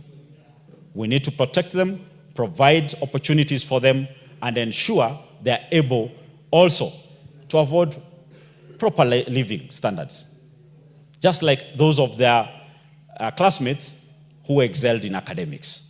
Honorable Speaker, I'll finish there, and I thank Honorable Ngusia for this motion. Thank you. Thank you very much. The Honorable Beatrice Kemei, member for Kericho County. Thank you, Honorable Speaker, for giving me this opportunity to be able to support this motion by Honorable CNN about the formulation of a reward scheme for accomplishments by sports persons in international competitions. And I want to thank the Honorable Member for bringing it forth. This is a very, very important motion, but I feel it should go beyond being just a motion. It should be upgraded and translated into a bill. Honorable Speaker. Honorable Member for Kericho, let me disrupt you very slightly to welcome students seated in the public gallery this morning from Kitengela International School, Kajiado East Constituency, Kajiado County. You are welcome to the National Assembly to observe the proceedings of the House, and while you debate, please take the opportunity to invite them or to appreciate them. Thank you, Madam Speaker. I want to most sincerely welcome the students from Kitengela International School And I want to believe, Honorable Speaker, that it is very timely for the students to listen to the sports so that when they are in school, they will learn that apart from the academic side, we also have the co-curriculum activities, and I want to encourage them to participate in the same, and as much as they learn many other things, they participate in co-curriculum activities. I'm sure they will even go beyond Kenya. They will be part of the international people will be able to celebrate. So once more, welcome to Parliament. Learn and follow the proceedings, and yearn to be one of the members of Parliament from your areas or from your constituencies and counties. Welcome once more. Honorable Speaker, on the onset, I want to say that sports are very, very important, as it is stated very clearly. It is mainly participated by the young people. And these young people love sport. Not only the young people, all of us love sport. And that is why most of the time, when we have the international competitions, we are all fixed and skewed to the TV. Everybody wants to watch. You see people standing and shouting. You may not even know who are young and who are not. So sports play a very important role in our lives, in our families, in our country. And when I look at many of our members who participate in sports, especially when we also have our own sports, you'll realize that even the same CNN is one of them. And that is why it's so slim. And I also believe it is out of that is even well groomed. So we learn so much from sports. Honorable Speaker, looking at these sporting activities in Kenya, many of our young men and women, those who have gone to international competitions, they have whatever little they earn from there, it has supported their families. Noting that most of these young people come from humble background. I know of and some of them, like Beatrice, who has built a house for their parents. She comes from Kericho, particularly Kipkelion. She's built a very nice house for the parents. So if they are even now supported with what CNN has said here, financial motivation and financial reward, I am sure they will do more than expected. Noting that these are young people, I also feel that it is one of the areas of their concern. It can be like employment. Now that they can be employed as a sport person, they earn something. If they can get something like a stipend, and then the rewards, I know many of them will choose to be sport people, even with the CPC that we have at the moment. So, Honorable Speaker, apart from that, I would say that before we talk about the international competitions, we need to encourage and motivate our sport people, the athletes, those who play ball games, even at a tender age, and even in their counties, and even from the constituencies. Because before going to the international, for international competitions, they start from within. So we need to motivate them, Honorable Speaker. And in one of the ways of motivating is to have their environment, the training camps, to be conducive and ready for good use. Honorable Speaker, most of these training camps are private.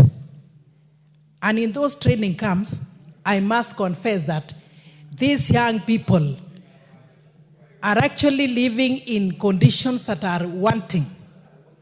They don't have even beddings, blankets, mattresses, and sad for us, even girls, in most of the time, may not have the sanitary towels. And in Kericho, when I visit those training camps, I actually carry sanitary towels for them. and they confide that they are in dire need of the same. Not to forget issues of food, and if they don't eat well, they may not be very strong to train well. I also want to say the sporting gear is what they also need to have. The shoes, the clothes, and all that is required. I also want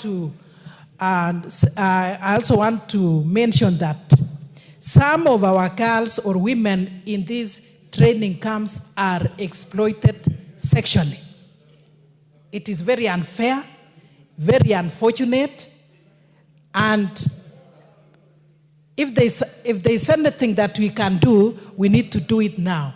So, and especially those who are their coaches. It is not that if they are supposed to be trained and trained well, they are supposed to be exploited. It is very unfair. And maybe to add on that, Honorable Speaker, I also feel sad that some of these women are actually suffering from psychological issues. Those who are married, their husbands actually beat them, that is sexual and gender-based violence, and therefore, I wish that we can, as much as we are concerned with rewarding them, they also need support. We need to listen to them. They need actually to be supported in a way that they can confide. We need counselors for them. I also want to say that they need to be trained. That is, and in terms of how to use the money that they get, financial management.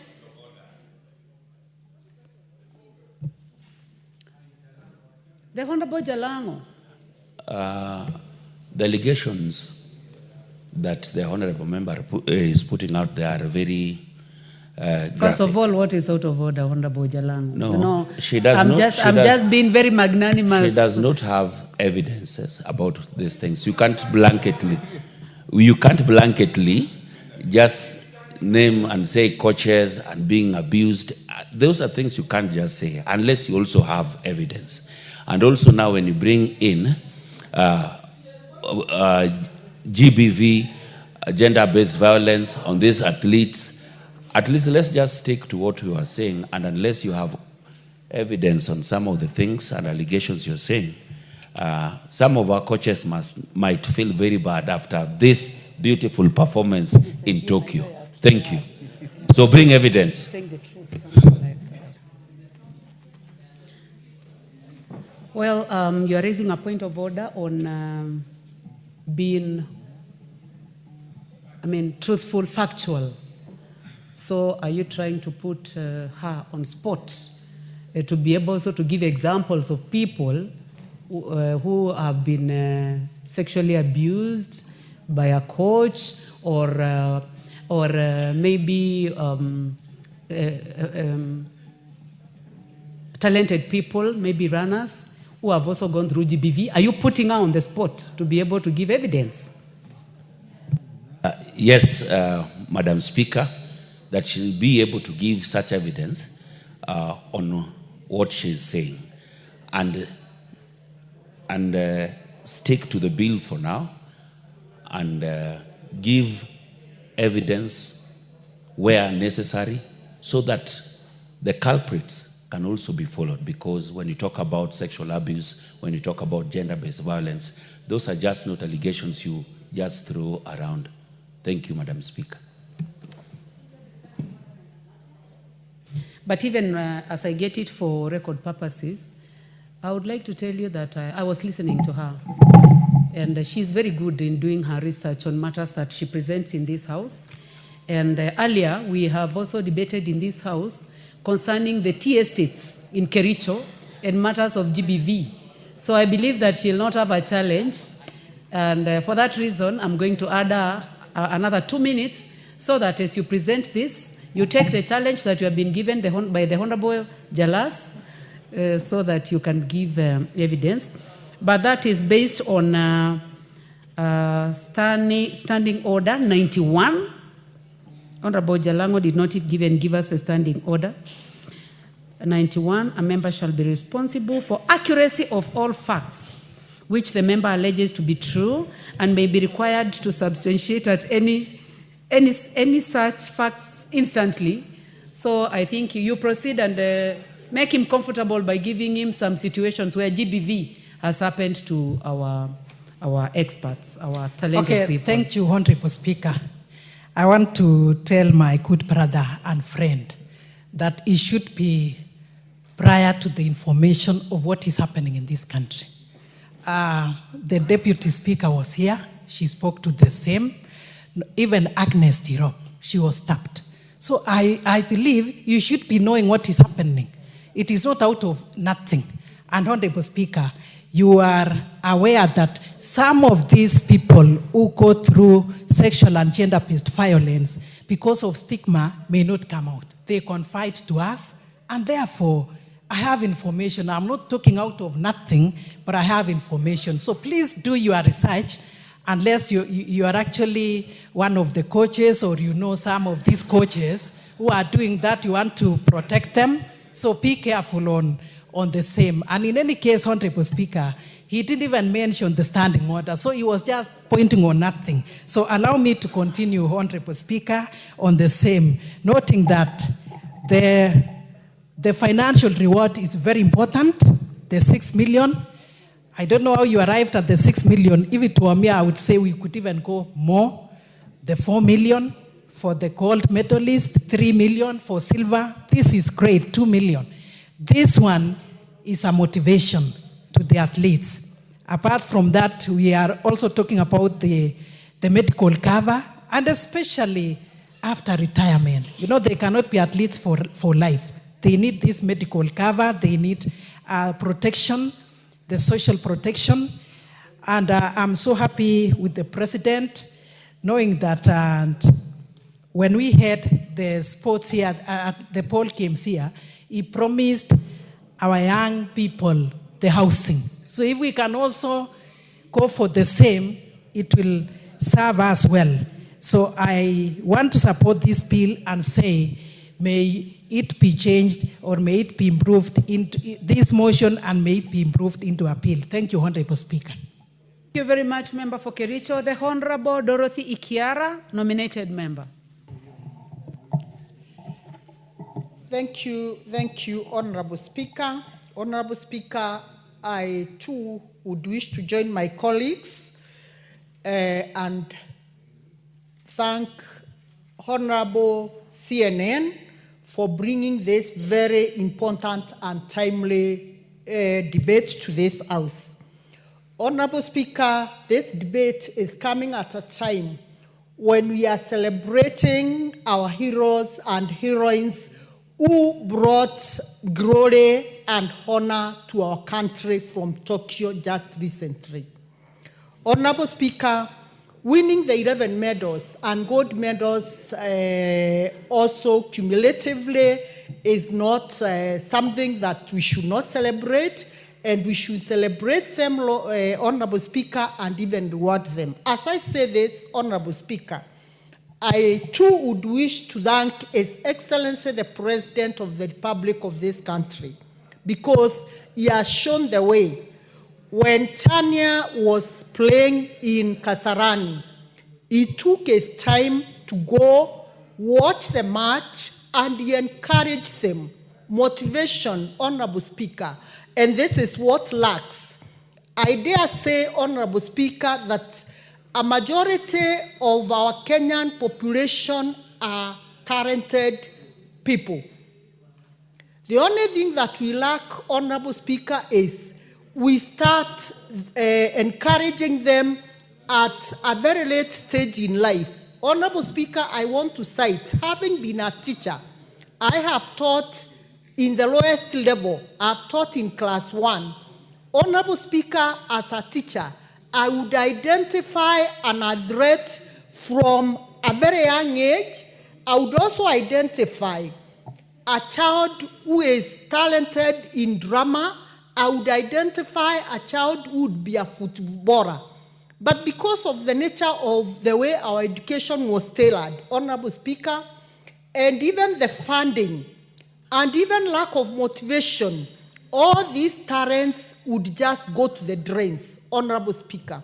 Honorable Speaker, I'm saying I am very happy today because His Excellency the President stuck with the competence-based curriculum. Honorable Speaker, today we call it CBE. And this CBE is giving our Kenyan children an opportunity because the education system itself is going in 3 pathways. And one of the pathways is heart and talents, Honorable Speaker. And when I listened to a member here saying they went and did our on-spot check to our children in grade 9, and they realized that a majority of the children are saying they want to do STEM. And the reason is very clear, Honorable Speaker. It is because even we as parents, when a child comes and tells you, I want to go and play football, every day you tell them, no, I want you to take your books and go and read. When a child comes and says, I want to go for drama, some parents decline. When a child wants to be a singer, you tell them you cannot be a DJ in my house. Honorable Speaker, let us start nurturing talents at an early age. Let us encourage our children, even in our own houses. If you identify that your child is talented in one way or the other, let us encourage them so that in future we cannot struggle with identifying who can do what. Honorable Speaker, as we speak about a formulation policy of rewarding accomplishments of those that represent Kenya internationally, I want to draw back and say we must start encouraging those at the grassroots. I want to see Honorable Rahim Daudi today encouraging and motivating and rewarding all the football teams in North Imenti. I want to see every other MP today rewarding and motivating all the talented girls who are playing volleyball, all the learners, all the other sectoral games that are played in our constituencies.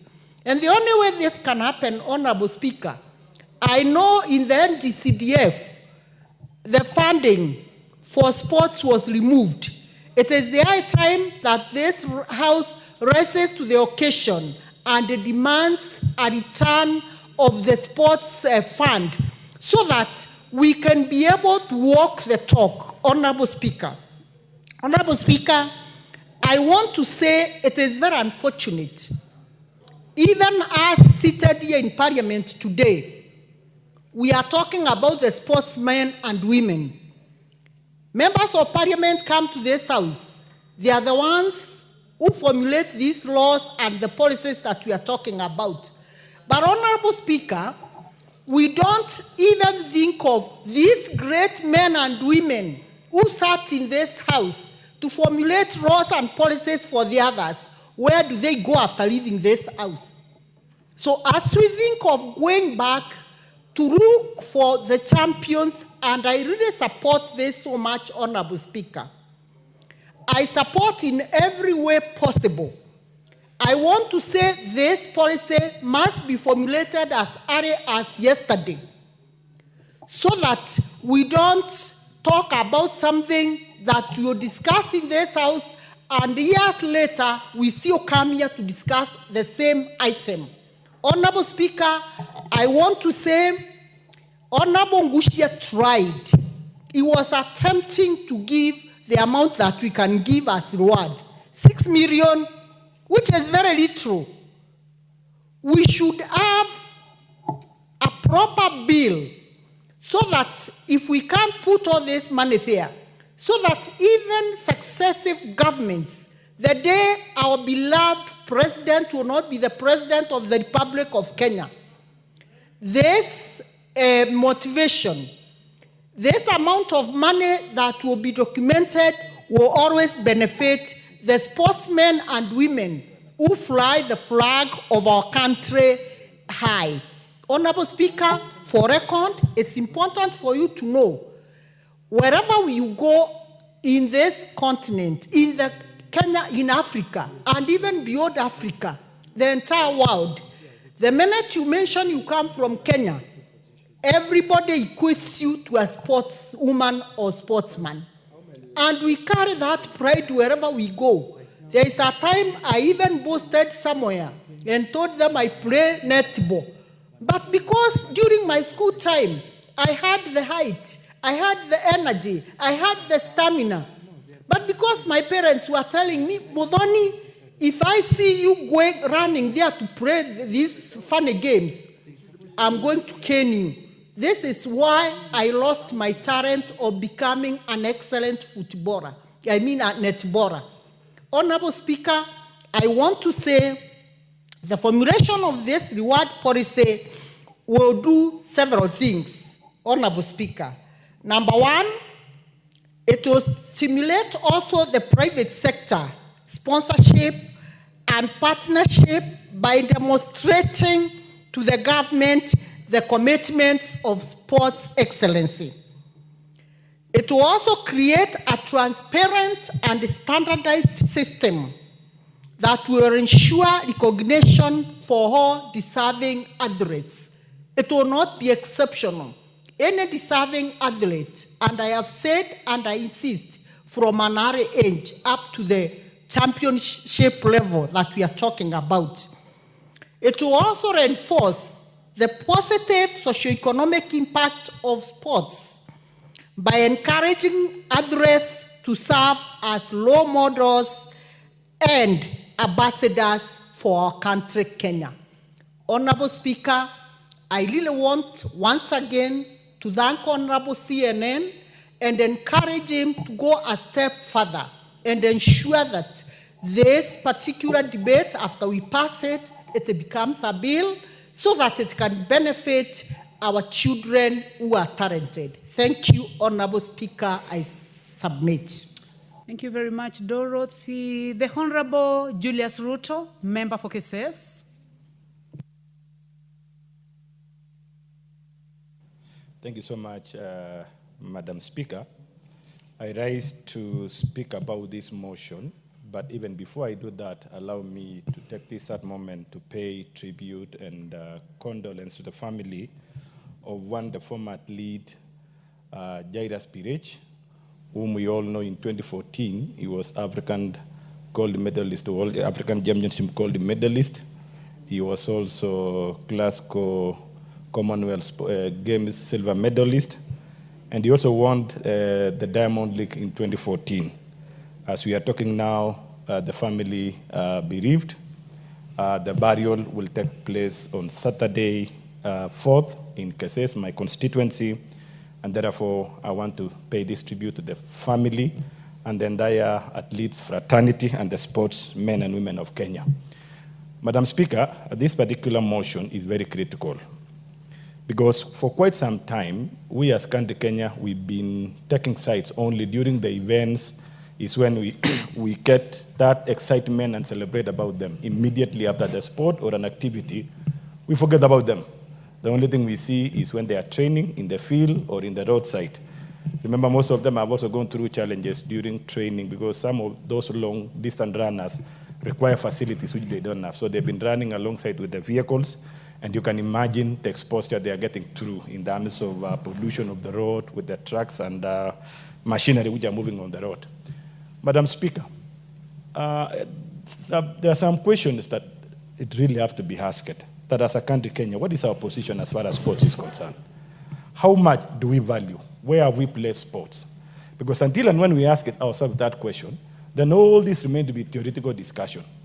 If at all we have given the position it should be as one of our value that we are able to grow our economy, like other countries. Right now, I'm sure if we begin to discuss about soccer here, especially the Premier League, we discuss about the Euro Cups, you know, most of us here, we are fans. In fact, we are very loyal fans. Some of them we are fanatic.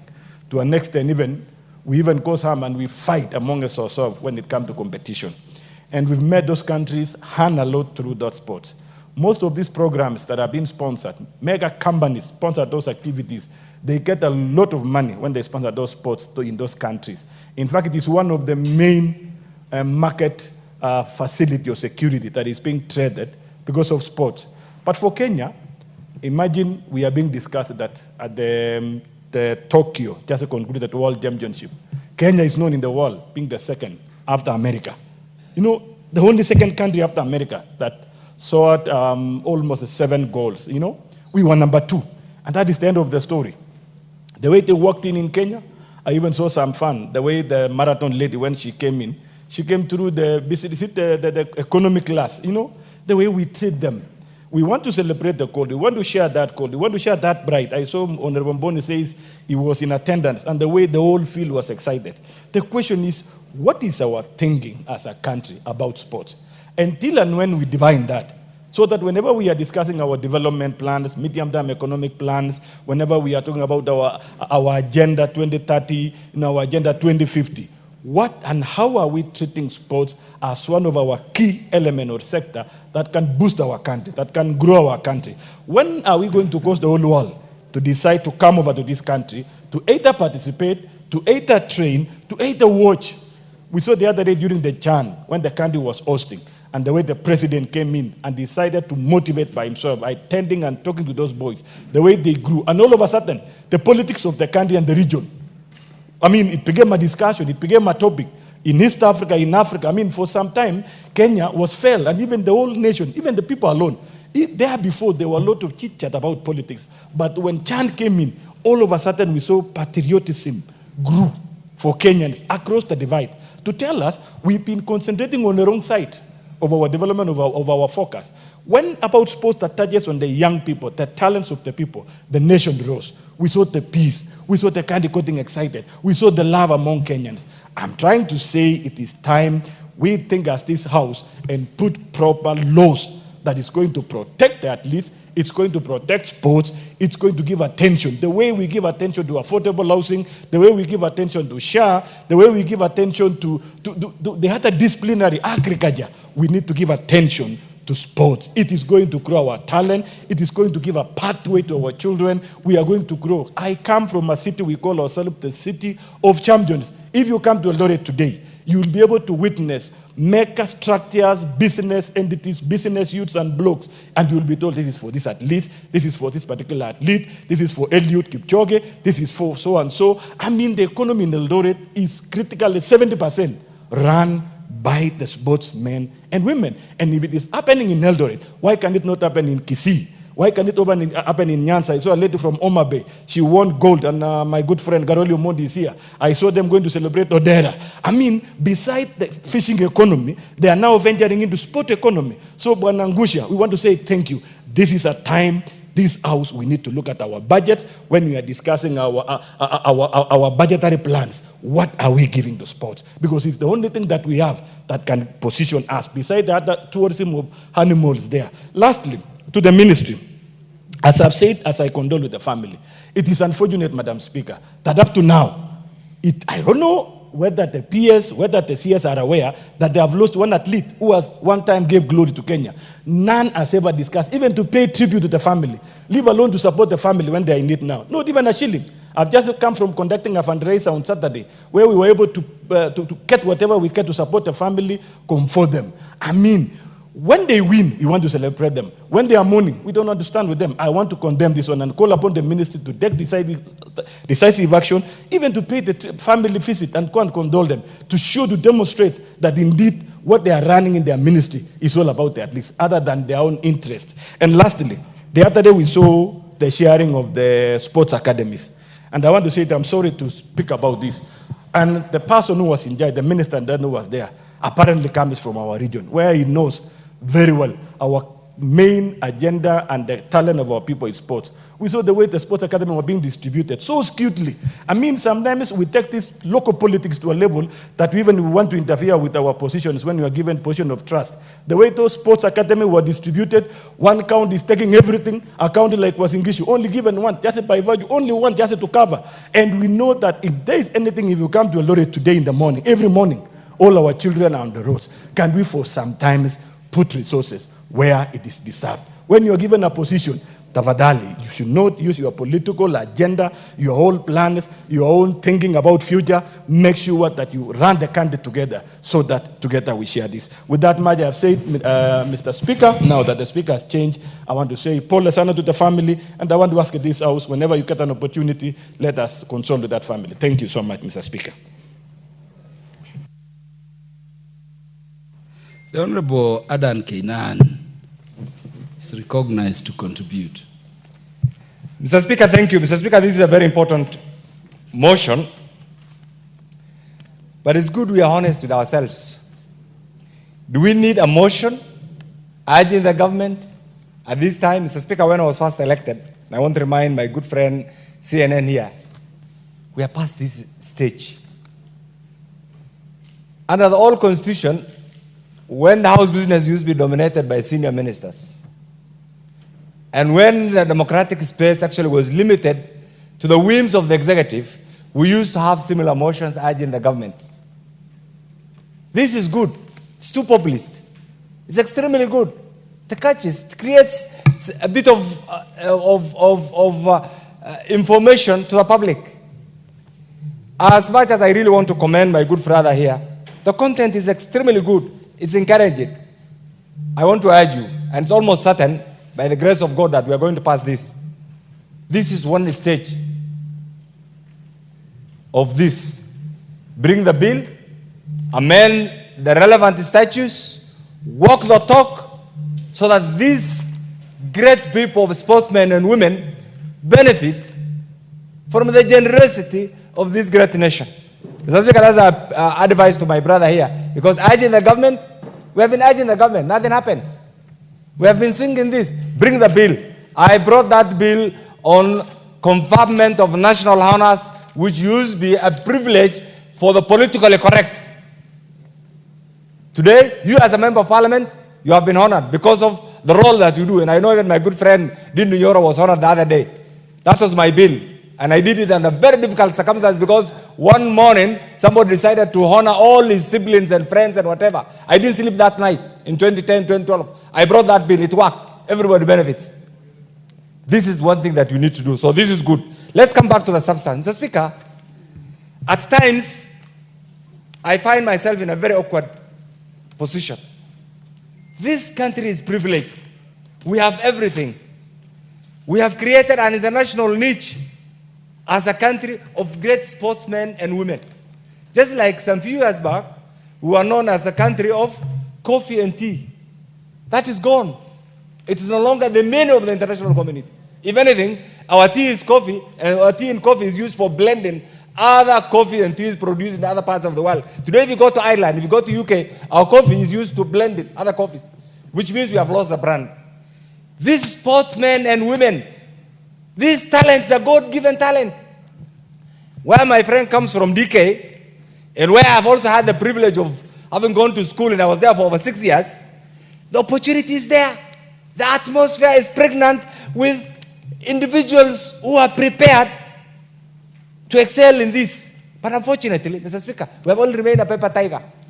The other day, my friends from the lake were celebrating the first, what are the full names? What was her name? Odinga. And some of them were saying this is a product of the broad-based government. But a product of the broad-based. I entirely agree. We need to celebrate. But how many other people from that region have the talent and yet they have not been appreciated, they have not been given the opportunity? Isn't it the high time that we as the leadership, Kenya is a brand. A brand, and Mr. Speaker, we have close to 186 countries. Why do we have countries with unique international brand? What's our brand as a country? Our brand has been coffee, tea, it's lost. Our brand now is sportsmen and women. Can't we take this opportunity, Mr. Speaker, and expand that so that Kenyans, and in fact it doesn't cost a lot. We have wasted a lot of resources over the years. I see a number of sessional papers. Those are useless papers. Useless papers developed by some Mandarins in the ministries, tailor-made for the whims of that particular moment. We need to think out of the box. So I want to urge you, you have brought this. These things are very good. What are the benefits? International brand, employment opportunities. You know it right now. There's serious underemployment in this country. What is better than allowing the youth to critically appreciate their talents, and they can combine. You can be a great sportsman and woman and still remain a doctor professionally. That's the first thing. Employment creation. Talents as a source of foreign exchange, Mr. Speaker. My friend here, MP, my MP, that's where I've gone to school, MP for Moi University. And very soon we'll hold you to account why you have allowed Moi University to go down the drain. Very soon will come, all of us. We are regrouping. Products of Moi University, we are coming to your village and we'll hold you to account why you have allowed Moi University to go down the drain under your leadership. So get ready. Our numbers are thousands right now, hundreds of thousands. We are coming. And if you don't do something, we will ask you, I don't want to go to the next level.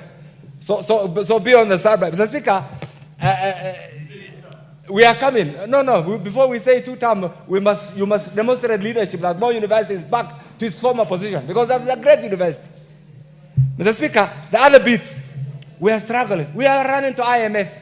We are running to World Bank. We are running to the African Development Bank. And yet we have our own local banks in the name of talents, in the name of good sportsmen and women. So what we require is special funds. These funds have been there. Are they serving the purpose? These are the things that you need to inquire into. Mr. Speaker, in addition to the physical health, a healthy nation is, what do we say? A working nation. That's why today, I'm sure in the morning you are somewhere in the field. I'm sure in the morning I beat a bit of press up here and there. Simply because as I age, there are certain things that you also need to avoid. Isn't it this natural? They are there everywhere. It is in the genes of particular communities. And you know, maybe they discovered this. There's something called the Hamitic myth, I think you must have had. Once upon a time when we were trying to migrate, and you know, in that migration, people were confused. Some came from the Congo forest, some others came from the Baal-Ghazal region. In the process of trying to acquire and shape our final district, and before we identify ourselves as part of this sovereign Republic of Kenya, each community came with its own talents. Me as a cable herder, Mr. Speaker, that is a distinctive feature of a person from the Hamitic community, from the Kushaiti community. Somebody else from DK and where they come from, they have been given these talents. Where you come from, you have skills in fishing. Somebody else has skills in where my good friend Yoro comes from. You know also where they specialize in. All these combined is what is supposed to project that image of the Premier Republic of Kenya. And therefore, it's my responsibility, Mr. Speaker, with that distinctive background as a cable herder, to infuse that international culture and pride myself as a cable herder and say, look, this is the Kenyan brand. This is the way we are supposed to promote Kenya. This is the way we are supposed to project Kenya. This is the way we are supposed to protect Kenya. And that is the image of the sovereign Republic of Kenya, Mr. Speaker. And that is what gives us a national identity, and that's what's supposed to give us an international brand. Mr. Speaker, unfortunately, right now, each one of us has become an inward-looking village men and women. Go back there. I come from this community. This is my village. How are we going to excel? Yesterday, we had a function. We were told, and you know this, in 1968, Kenya was a donor nation to the newly independent Botswana, to South Korea. We have still stuck there. Every morning, politics. The media awash with politics. When are we going to stand up and say Kenya needs to move from where we are as a country that has stagnated with a dirty politics, Mr. Speaker, dirty ethnic and regional-based politics, to a country that looks to the future of this great generation? We haven't interested. We talk about the Gen Zs. This facility, Mr. CNN, don't urge the government. Come with a bill. Think out of the box. Provide the modus operandi on how to fund, how to support them, and that is what is going to assist. Mr. Speaker, the other benefits is the cultural and sports diplomacy, Mr. Speaker. You know, for the first time in the history of this country, we have a written foreign policy, Mr. Speaker. And one pillar is cultural and sports diplomacy, Mr. Speaker. How are you going to attain this without a proper platform? Without a proper, appreciation of those who are already there? Mr. Speaker, Kenya Kenya is a responsible, and this is the word, a responsible member of the international community, Mr. Speaker. And we have paid the price. That's why we have excelled in one of the things that we have done. So I want to urge you, this is very good. It's really, we are already late. I want to urge you, come with a bill. I want to also commend you. Don't wait.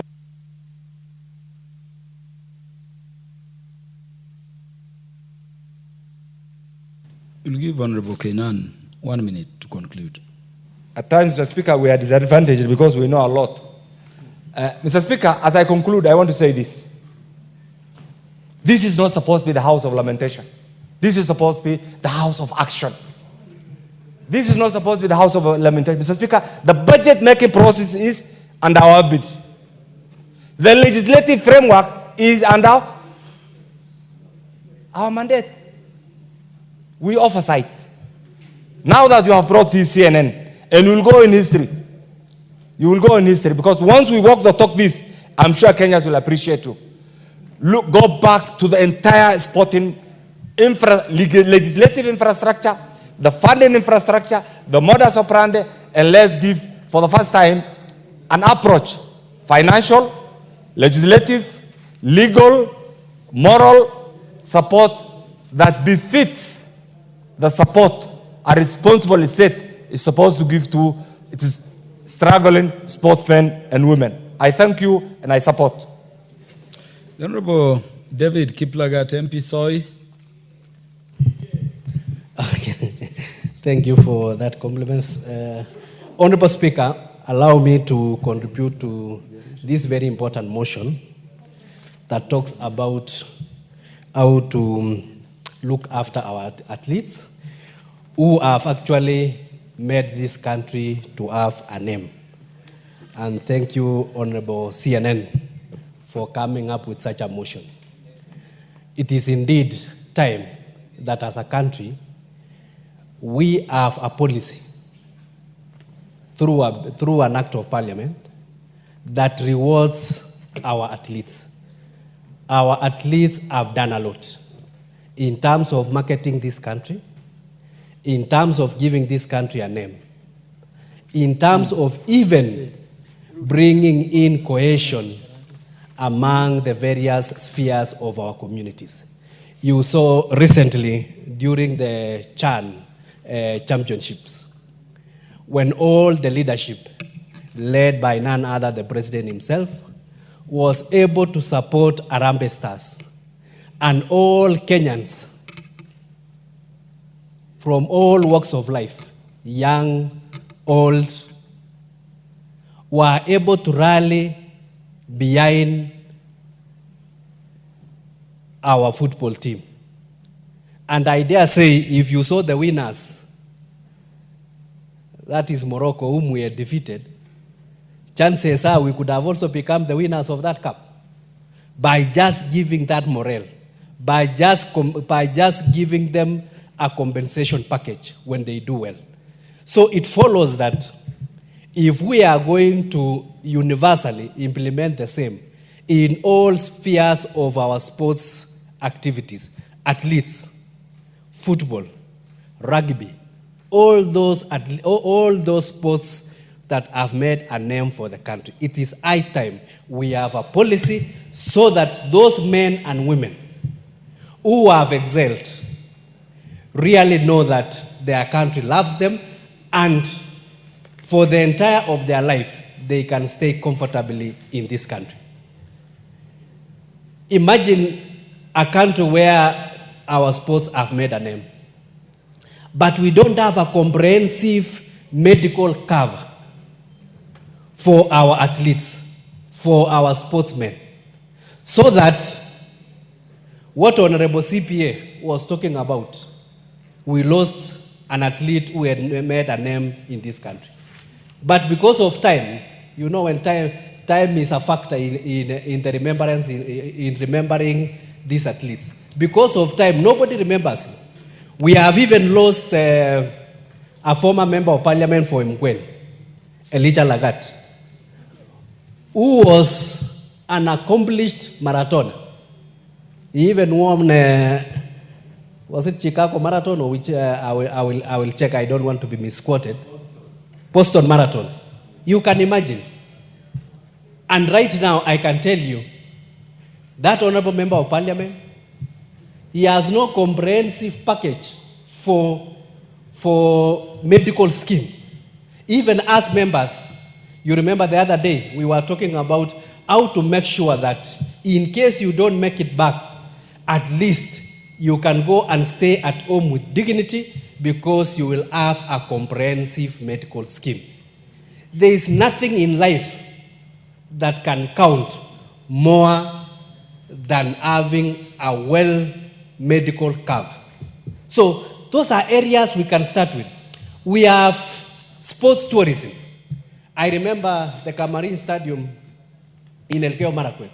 All the sportsmen in this world who are athletes, they come there. They think that if they run there, they can be able to win. I remember there was an athlete, a famous one in Britain. He used to come and train there. Even Usain Bolt has come there. So, if we can be able to capture the sports tourism and be able to use the funds, just like the sports fund, be able to use the funds to compensate and to make the life of our athletes be better, so that we don't react by chit-chat reaction. You know, when there's something, all of us, we balloon through it, and when that event goes, it is forgotten. We need to be very systematic. So we really support this motion, that it has to be taken into an extra length, where now we come up with a policy, we come up with a legal framework on how our athletes are going to be compensated, are going to make sure that as they stay in this, you can remember Kiptum. Kiptum died, he didn't even have a house. We had to build a house within 2 weeks. I remember Honorable Professor Barto here. We had, everybody had to run around to make sure that at least Kiptum has a house. But nobody right now knows how is the family doing. Okay, we built them a house. So how is the family doing? I'm being told it is doing badly because we made that event for the cameras and things like that, and then they are forgotten. But we are not accusing anybody. We are just saying, let us have a framework, let us have a legal framework in which our athletes who have made a name for this country are going to be recognized. And we really want to thank the president. He is #1 sportsman in this country. I can see what is happening to the boy child in the last Tokyo championships. Every winner for gold was a lady. Every winner for gold was a lady. I remember the 90s. The 90s, the boys were doing very well. But now, even attaining the 2,000 for the boy child in the Tokyo became unheard of. What has happened? It seems there is something that we are not investing in this country to make sure we can be able to train talent, we can be able to preserve our land, we can be able to make sure that we develop that talent until we make sure that, in fact, there used to be steeplechases. You remember the 3,000 steeplechases? We used to know, even when you sleep and wake up, Kenyans are going to win. But nowadays, all the meanderings are coming, and people from Ethiopia, from where, are winning funnily. So we also need to protect the boy child when it comes to these athletes, because what I saw in the Tokyo is anything to go by. It is the culture who gave us the name. Where are our boys? Where are our boys? And lastly, our athletes, they get a lot of revenue when they go and run professionally outside there.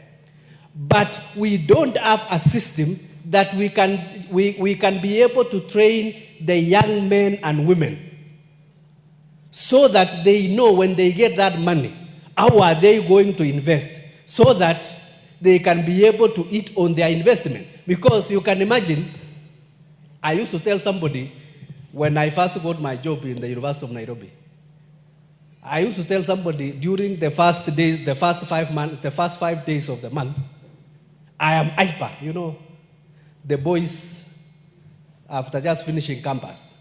I am hyper until that money has been reduced to manageable levels. You know what I mean by manageable levels? Because if I've given 100,000 and I've never seen 100,000, I will run around to reduce until when I see now it is 20,000, I start budgeting. Now I'm remaining with 20 days. I need to be spending 1,000 per day to make sure I can see off. The same thing happened to athletes. If they get like 20 million, somebody has never seen 20 million. He thinks he has owned the whole world. He start going hyper. You buy a very flashy vehicle, you buy a very what? The next day you have an injury, you can't run, you have a V8 there, you have a what there that you can't dispose, and all of a sudden you turn into a pooper again. You get? It is high time that as the Ministry of Sports, they need to get serious, they need to develop an academy where they can be able to train our athletes so that when they get this money, they know that they don't need to be hyper, they are just going to invest so that after 10 years, they will regroup their investment and they will be able to enjoy for life. That becomes very beautiful. With those few remarks, I support the motion and I think we should move it further so that it becomes a legal framework for assisting our athletes. Thank you.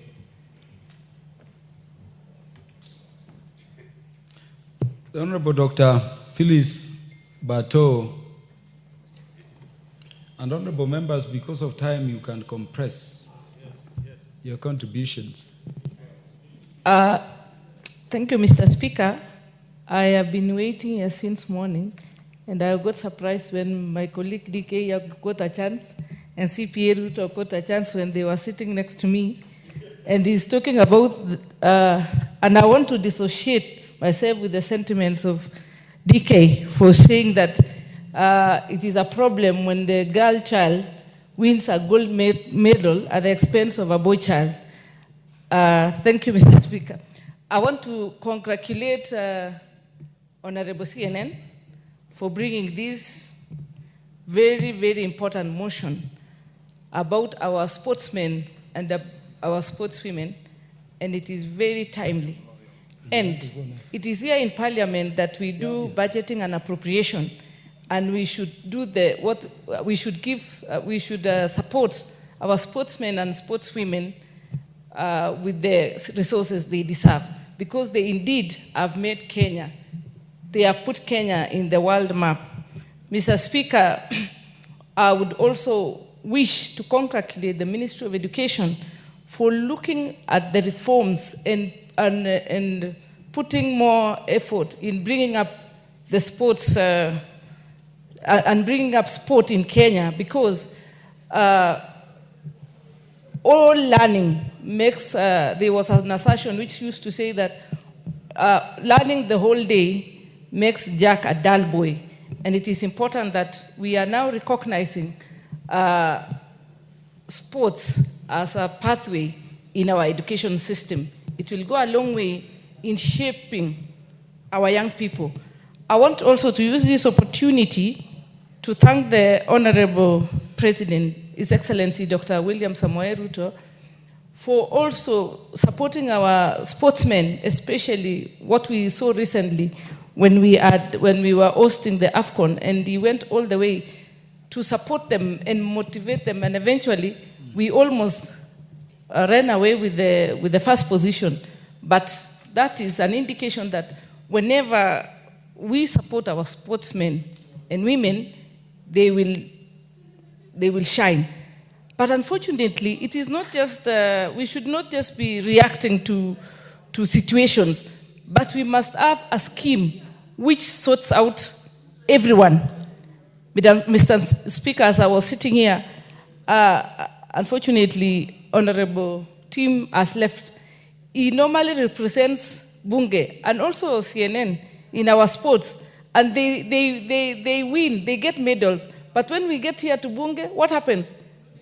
Including, they'll make it here, and Janet Sitene. Whenever they succeed, they go out there, they are international, and they go and play, and they bring medals, but nobody recognizes them. So it's also high time that Bunge recognizes the sportsmen and women, those who bring honor to this house outside the floor of the House, but in the field and internationally. I would also want to say that it is not just enough to recognize, to make this reward scheme for only those who have accomplished internationally. Mr. Speaker, sports should start at the local level. It should start at the grassroots, where these athletes are, where their talent is getting, where the talent is, where at the initial stage of the talent, so that these sports people are resourced and they are supported all the way from the grassroots up to the international, because you can't just start from the international, it must start somewhere, and that somewhere is always the grassroots. We should support this talent even in our schools, even in our colleges, so that we prepare them very well. We employ coaches who will train these sports people from the grassroots, from our schools, from the sports academies, so that we improve their quality and we improve their competitiveness, so that as a result of that, we even get more medals coming to Kenya. Because imagine if up to now we don't have such a scheme and we are still getting recognized. They are the people who are flying our flag internationally. The other day, when I was in a conference outside Africa, somebody asked me, is Kenya the capital city of Africa? So at least somebody knows that there is a Kenya, and there is a Kenya in Africa, and because of sports, they recognize us, because everybody during the international, when our athletes go international, they have always succeeded, and that has put us in the map of not just Africa, but Kenya, to an extent that somebody thinks that Kenya is the capital city of Africa. Madam Speaker, when this scheme must include financial management. Did I hear you refer to me as madam? Sorry. Sorry, Mr. Speaker, it's because Honorable Rachel Nyamai was there for some time and Gladys Boshole was there. And also, this issue of boy child really made me, I'm sorry for that. You are pardoned. Thank you very much, Mr. Speaker. You know my position with those terminologies. I know, and I apologize. It should not just be the awards. It should not just be the award scheme, but the award scheme should also include preparations and managing them after, all through their lives, when they are growing their talents, and even post, when they are tired and retired. We should be giving them financial management. Mr. Speaker, was in issue in Elgeyo Marakwet, for instance, I've been home to many champions and Nandi, by extension, to an extent that was in issue. I think another one is the source of champions, another one is the home of champions, another one is whatever. Mr. Speaker, you will find that in those regions, the stadiums alone, for instance, the Cameroon Stadium, which Honorable DK spoke about, it has been going through construction for the many years, I remember. Kipchoge Stadium, since Kipchoge was, those days of Kipchoge, it has been undergoing construction. It is not complete. So that shows that, I mean, we have little regard for our sportsmen and women. We only celebrate them at the comfort of our TV rooms when they succeed. And when they are done, we just forget. So we should manage our stadiums. We should also manage them, give them training on financial management, because we have those who succeeded, they retired, but they are now languishing in poverty at home because nobody trained them on how to manage the success. Relatives took advantage of some. Whenever they send money at home or whenever they arrive, we have brokers who are just hovering around them, wanting to run away with the success. And eventually, because of their little knowledge in finance management, they have given in, and so many of them are languishing in poverty. Some are in the streets. Some are living in abject poverty, Mr. Speaker. So it is also very important to make sure that they are given continuous financial training. They are given talks on mental challenges, because they undergo so many issues in society, especially after they are tired. Mr. Speaker,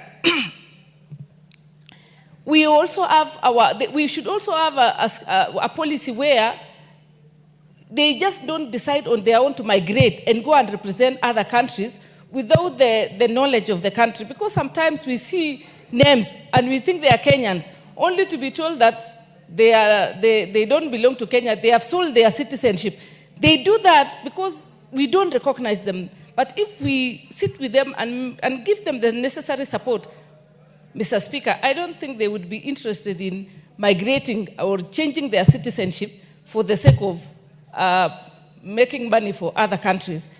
And finally, Mr. Speaker, I would wish that the Honorable CNN pushes this motion and makes it a bill within the life of this parliament, so that we will start our sportsmen can start benefiting.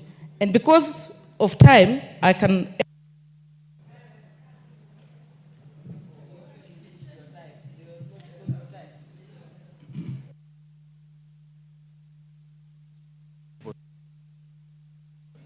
Thank you, Mr. Speaker, sir. I rise to support this motion.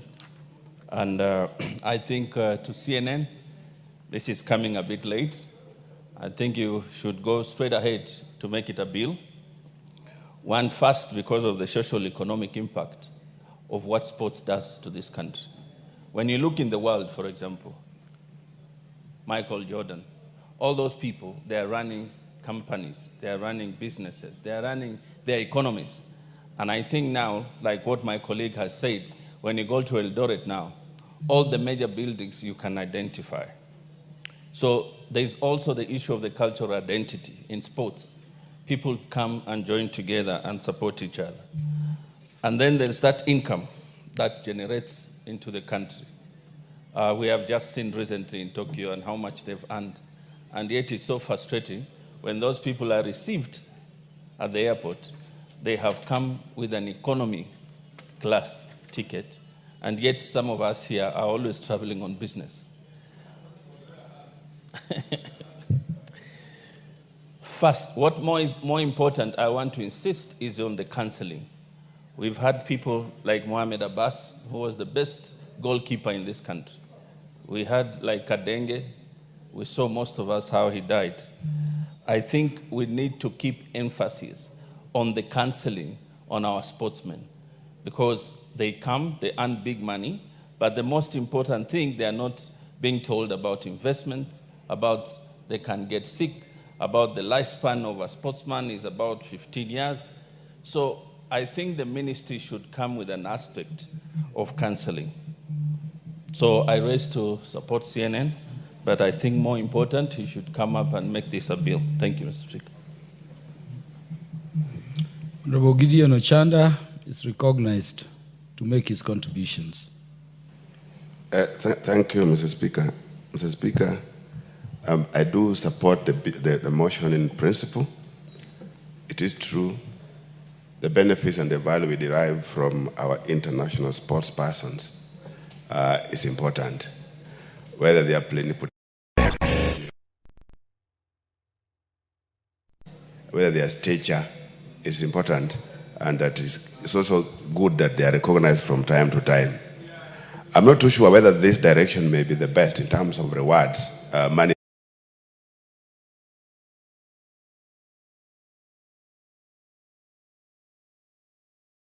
I wanted to vary a little bit in 2 or 3 different ways. One is what goes into this international sports person before Tokyo? What goes to this individual men and women before they get to the international levels? Who knows where they come from? Who identifies them? Who invests in them?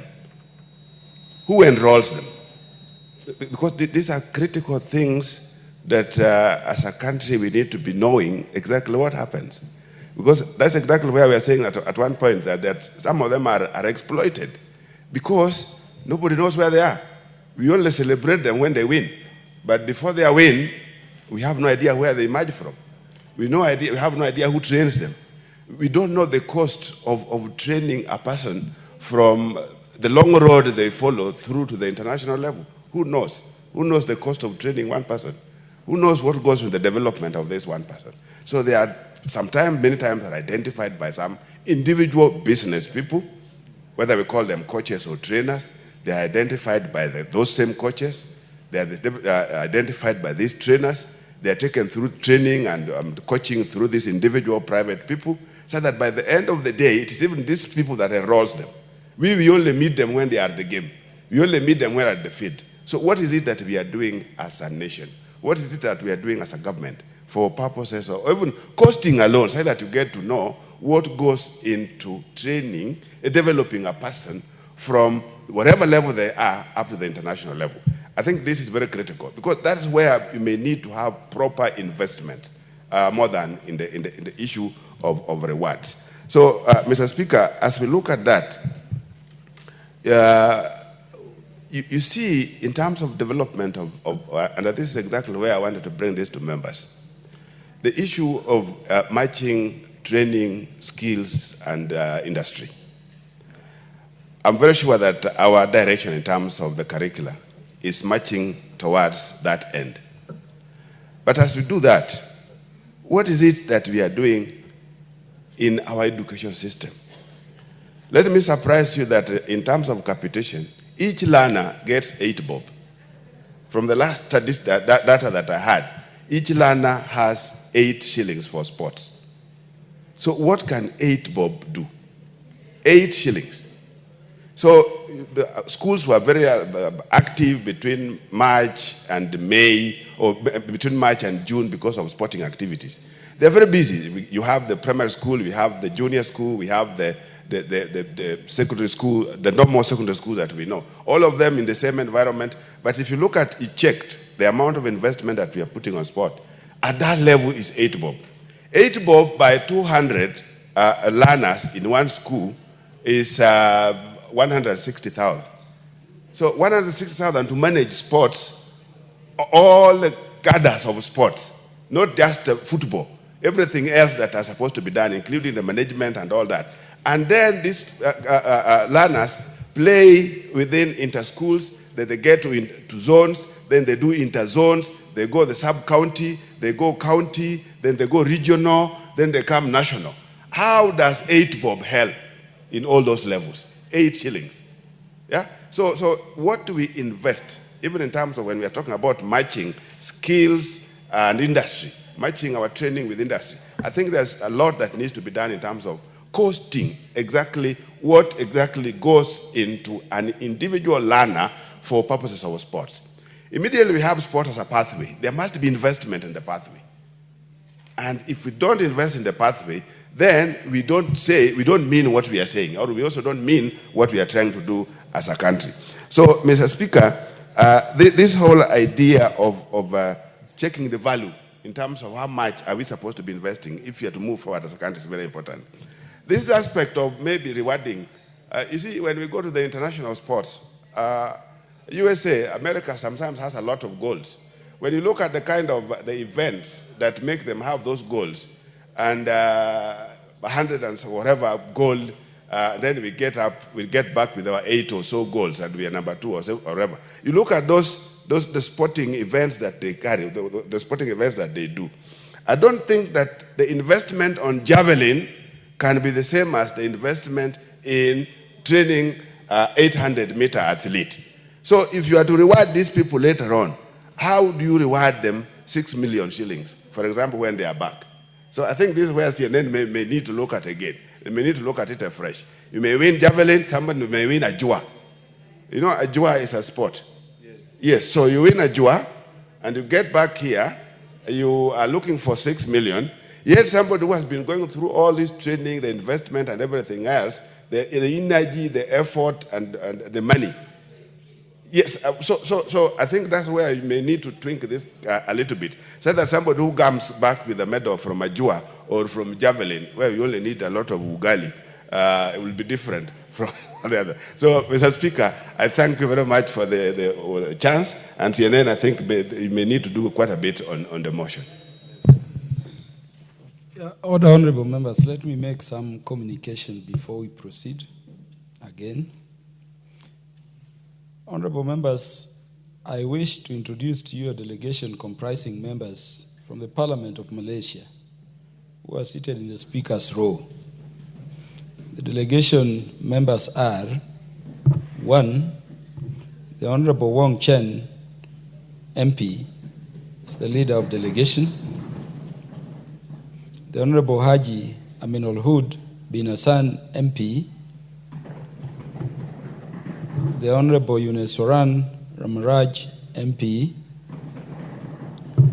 The Honorable Dato Wira, Dr. Ku Abd Rahman bin Ku Ismail, MP. And lastly, the Honorable Wan Ahmad Faisal bin Wan Ahmad Kamal, MP. Honorable members, the delegation is accompanied by 5 members of the Secretariat from the High Commission of Malaysia in Nairobi and 3 senior officers from the Ministry of Foreign and Diaspora Affairs. They are in the country on official duties and have also paid a courtesy call on the Speaker of the National Assembly, accompanied by the chairpersons of the Departmental Committee on Defense, Intelligence and Foreign Relations and Trade, Industry and Cooperatives. Honorable members, on my behalf and that of the National Assembly, I welcome them to Parliament and wish them fruitful engagements during their stay in the country. I thank you. This is a communication by the substantive speaker, the Right Honorable Dr. Moses FM Wetangula EGH MP and Speaker of the National Assembly.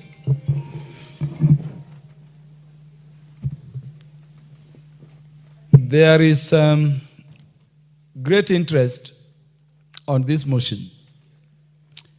I'm informed that the time for debating it has lapsed under the standing orders. In fact, Honorable Chanda just ended it on the last second. And so it is now time for the mover to reply. No doubt, under standing order number 1, I will allow the mover to make donations, if he wishes, of his time. The mover, please now proceed and reply. Thank you very much, Mr. Speaker. Mr. Speaker, before I speak, I would like to donate 8 minutes to the following members who have requested me formally. Karoli Omont was supposed to speak. I will donate 1 minute. Didi Nyoro, my brother, I will donate 1 minute. Jalango, 1 minute. Julius, 1 minute. Eric Karemba, 1 minute. Mary Mase, 1 minute. Linus Kaikai, 1 minute. And Lillian, 1 minute. Thank you very much. Let us proceed as donated. I thought you were going to donate to some too, to make meaningful contributions. But give Honorable Karoli Omondi the mic. Honorable Speaker, I was supposed to second this motion, but I was held up somewhere. So I'd prepared very extensively. I don't even know how to start. But Honorable Speaker, all great nations around the world have always been occupied with sports, whether they were Greeks or Romans. And if you look at the motto of the Olympics, Citus, which is faster, Altius, which is higher, Fortius, which is stronger, and Communita, which is together, they mean quite a lot, even for national development and cohesion. And this is the role of sports in our country. Sports have been very useful in breaking barriers amongst human beings. Hitler was not able at any point in time to hold the feet of James Cleveland Owens when he broke 5 world records and earned 5 gold medals in Berlin Olympics, proving that racism had no place. In our country, we have had some very able sports people. I remember Moses Kiptanui, who became the first man ever to win the 3,000 steeplechase under 8 minutes. And we had Eliud Kipchoge, the first man ever to run the full marathon under 2 hours. And most recently, the first Suba lady, Lilian Odira, to win 800 meters in Tokyo. But anyway, in terms of developing sports, I would like to propose, in addition to what CNN has introduced, that we focus more on development of sports. Before we talk about the reward system, let's talk about the development of sports. The cost of training our athletes so that they can achieve high performance. Who can...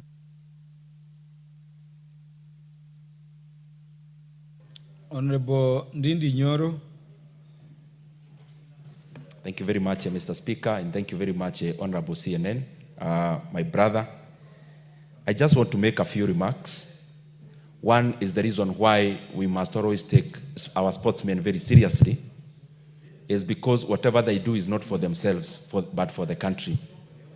The kind of marketing they do for Kenya goes into other sectors, including tourism, and the multiplier effect is felt more than in the field. And therefore, rewarding them appropriately should be our priority. The other thing, Honorable Speaker, is the role actually that sports play in the culture. As we know today, our country, Kenya, yes, it's a republic, it's a nation, it's a country, but after all is said and done, we are made up of several nations within our own nation. And what culture does, Honorable Speaker, is to help a country move away from the static identities, like the ones we identify ourselves with, and cultivate a fluid identity.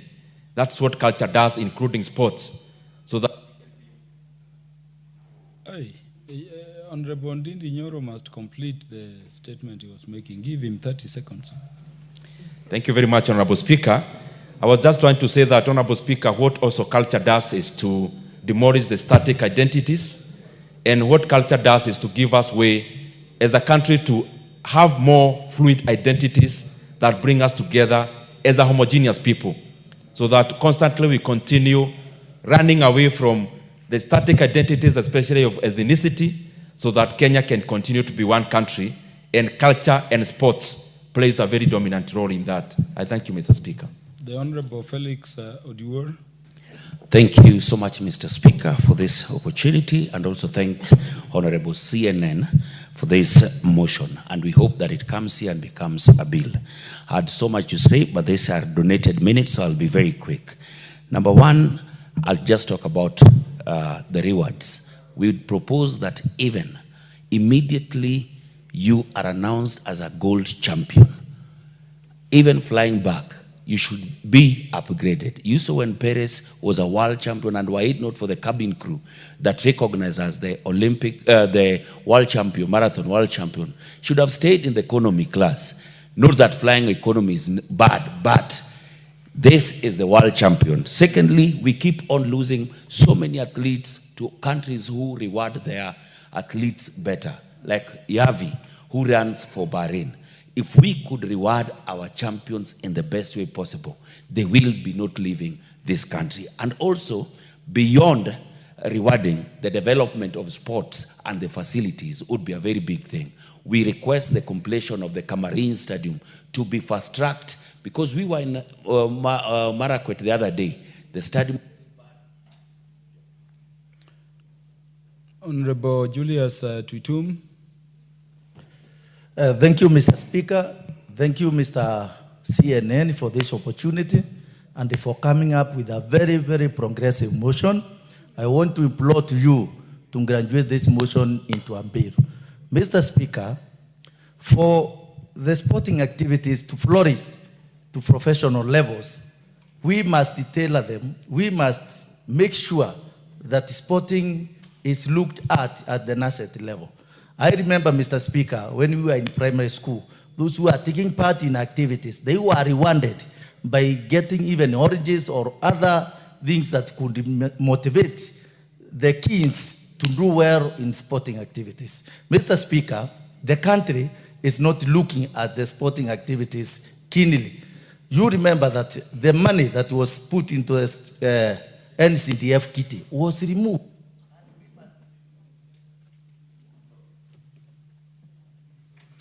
Honorable Eric Muchangi. It's regrettable. I thought you'd have 10 minutes. Thank you. Thank you, Honorable Speaker.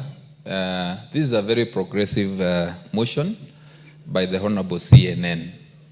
Honorable Speaker, we were able to see how the sportsmen and women from this country exposed Kenya to the world in the just recent Japan Tokyo competitions.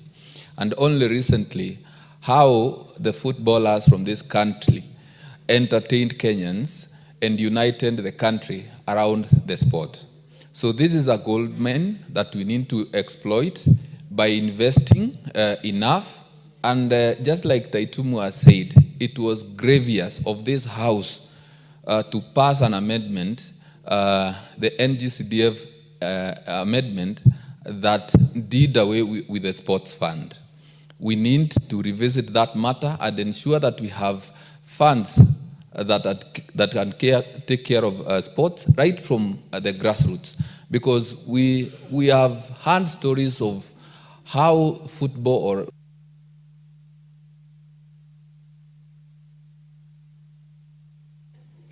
Honorable Mary Emase. Thank you, Honorable Speaker. Honorable Speaker, Kenyan sportsmen and women have made Kenya proud and have put Kenya in the map of the world. And therefore, as proposed by this motion, they must be recognized and appreciated. Honorable Speaker,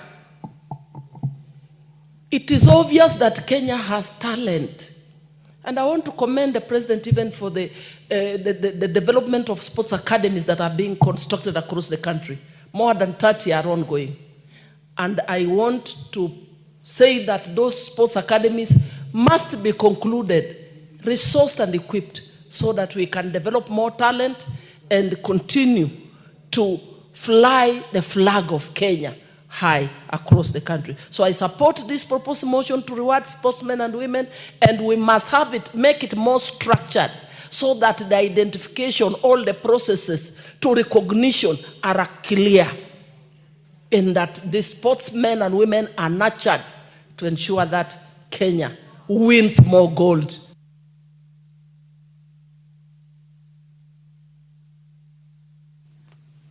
Honorable Kaikai Bissau.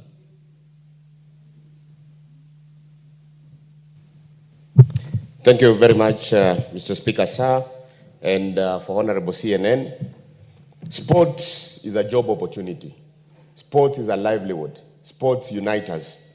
I am here through sports. That is how I paid my school fees. And also, as a patron of a football team, the life of a sports person is very complicated. While we thank CNN for the post-retirement motion on about sports persons, but today, if you look even the allowances that our teams are drawing, an example, in a day, a Harambee Stars player earns 1,000. That is very low. So even during the active sporting, we expect that we look into this. And again, we want to thank the President. Like in Trans Nzoia, soon we'll also be beneficiaries of the sports complex, like Homa Bay, Siaya, etc. So in a nutshell, we also need to ensure that we've got good facilities across the country, and during the active life of any sports person, we have to ensure that it's treated as an employment with all the coverages being there. And I think that will help, because if you look at the current situation, whereby you're talking of giving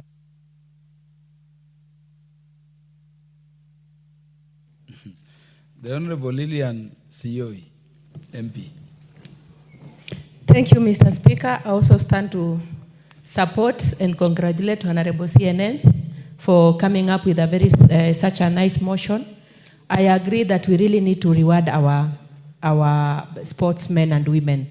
But the biggest problem we have, Mr. Speaker, is that this reward we are talking about, we lose it in the hands of the private academy and the agents. Majority of our sports men and women don't have government nurturers who can help them nurture their talents, and therefore they fall in the hands of these people, and most of these rewards ends up in their hands. And that is why you find them with a lot of the rewards that they have been given. They are languishing in poverty. They have got nothing because it was taken by the agents' majority of whatever reward that they were given. So I stand to support that we should have enough facilities that are going to help our sports persons. We nurture them well, we reward them well directly, and we support them in whatever thing they are doing because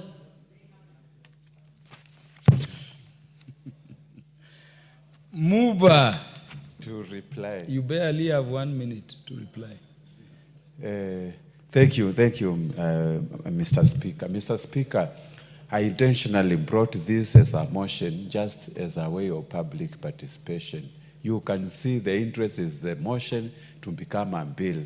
And I can promise Kenyans that I am preparing the bill. I have done enough public participations, and the majority of the members who have not spoken, they will speak during the bill, when I'll be moving it very soon, if it is approved by the Speaker. With those few remarks, thank you so much, members, for the overwhelming support on this motion. And I promise the Kenyan athletes and all the sportsmen, we are going to work together so that we can actually get the benefits of sports in this country. Thank you, Mr. Speaker.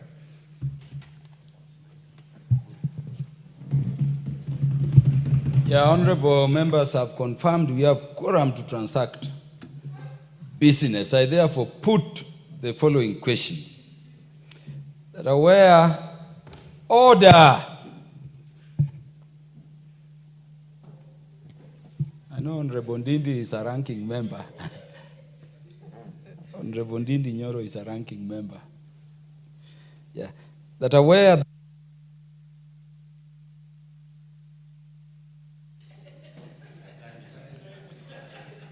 that sports play an integral role in promoting cultural heritage, national identity, national development, the well-being of the people, and sustenance of livelihoods, particularly of the youth, appreciating that sessional paper number 3 of 2005 provides a framework for sports development and operationalization in the country, further appreciating that the sector Plan for Sports, Culture and Arts 2018 by the Ministry of Sports, Culture and Arts mainstreamed sports development in the third medium-term plan, MTP3, for 2018-2022 under Kenya's Vision 2030, recognizing that the Vision 2030 aims at capitalizing on the country's international reputation as a world-class sports powerhouse whose sportsmen and women have won international accolades and recognition, especially for their prowess in athletics. Concerned that despite bringing honor and national pride to the country, most sportsmen and women face a myriad of challenges, such as lack of psychosocial support and social protection, hence pushing many to alarming levels of mental health challenges during their careers and even after retirement, noting that sessional paper number 3 of 2005 contemplated motivation of sports persons by the state through cash and material prizes, conferring state honors, appointments as goodwill ambassadors, and establishing contributory insurance and saving schemes, among other forms of motivation, cognizant of the fact that the prospect of receiving state recognition, financial grants, and other perks inspire sportsmen to push their limits in attaining their full potential, as well as fostering a collective sense of pride in sporting achievements. Now, therefore, this House urges that the government, through the Ministry of Youth Affairs, Sports and Arts, develops a policy and standardized sports reward scheme for recognizing the achievements made by sports persons in internationally recognized competitions through 1. Financial rewards of Kenya shillings 6 million for setting new world records, Kenya shillings 4 million for gold medalists, Kenya shillings 3 million for silver medalists, and Kenya shillings 2 million for bronze medalists. 2. Non-financial motivation, including facilitation with issuance of diplomatic passports for established sportsmen and women, appointment as goodwill ambassadors, and conferring national honors and privileges. And 3, establishing medical cover and a post-retirement social protection scheme, including establishing contributory insurance and saving schemes to support sports persons who retire from active sporting due to injuries of age. As many as are of that opinion say aye. As many as are of the contrary opinion say nay. The ayes have it.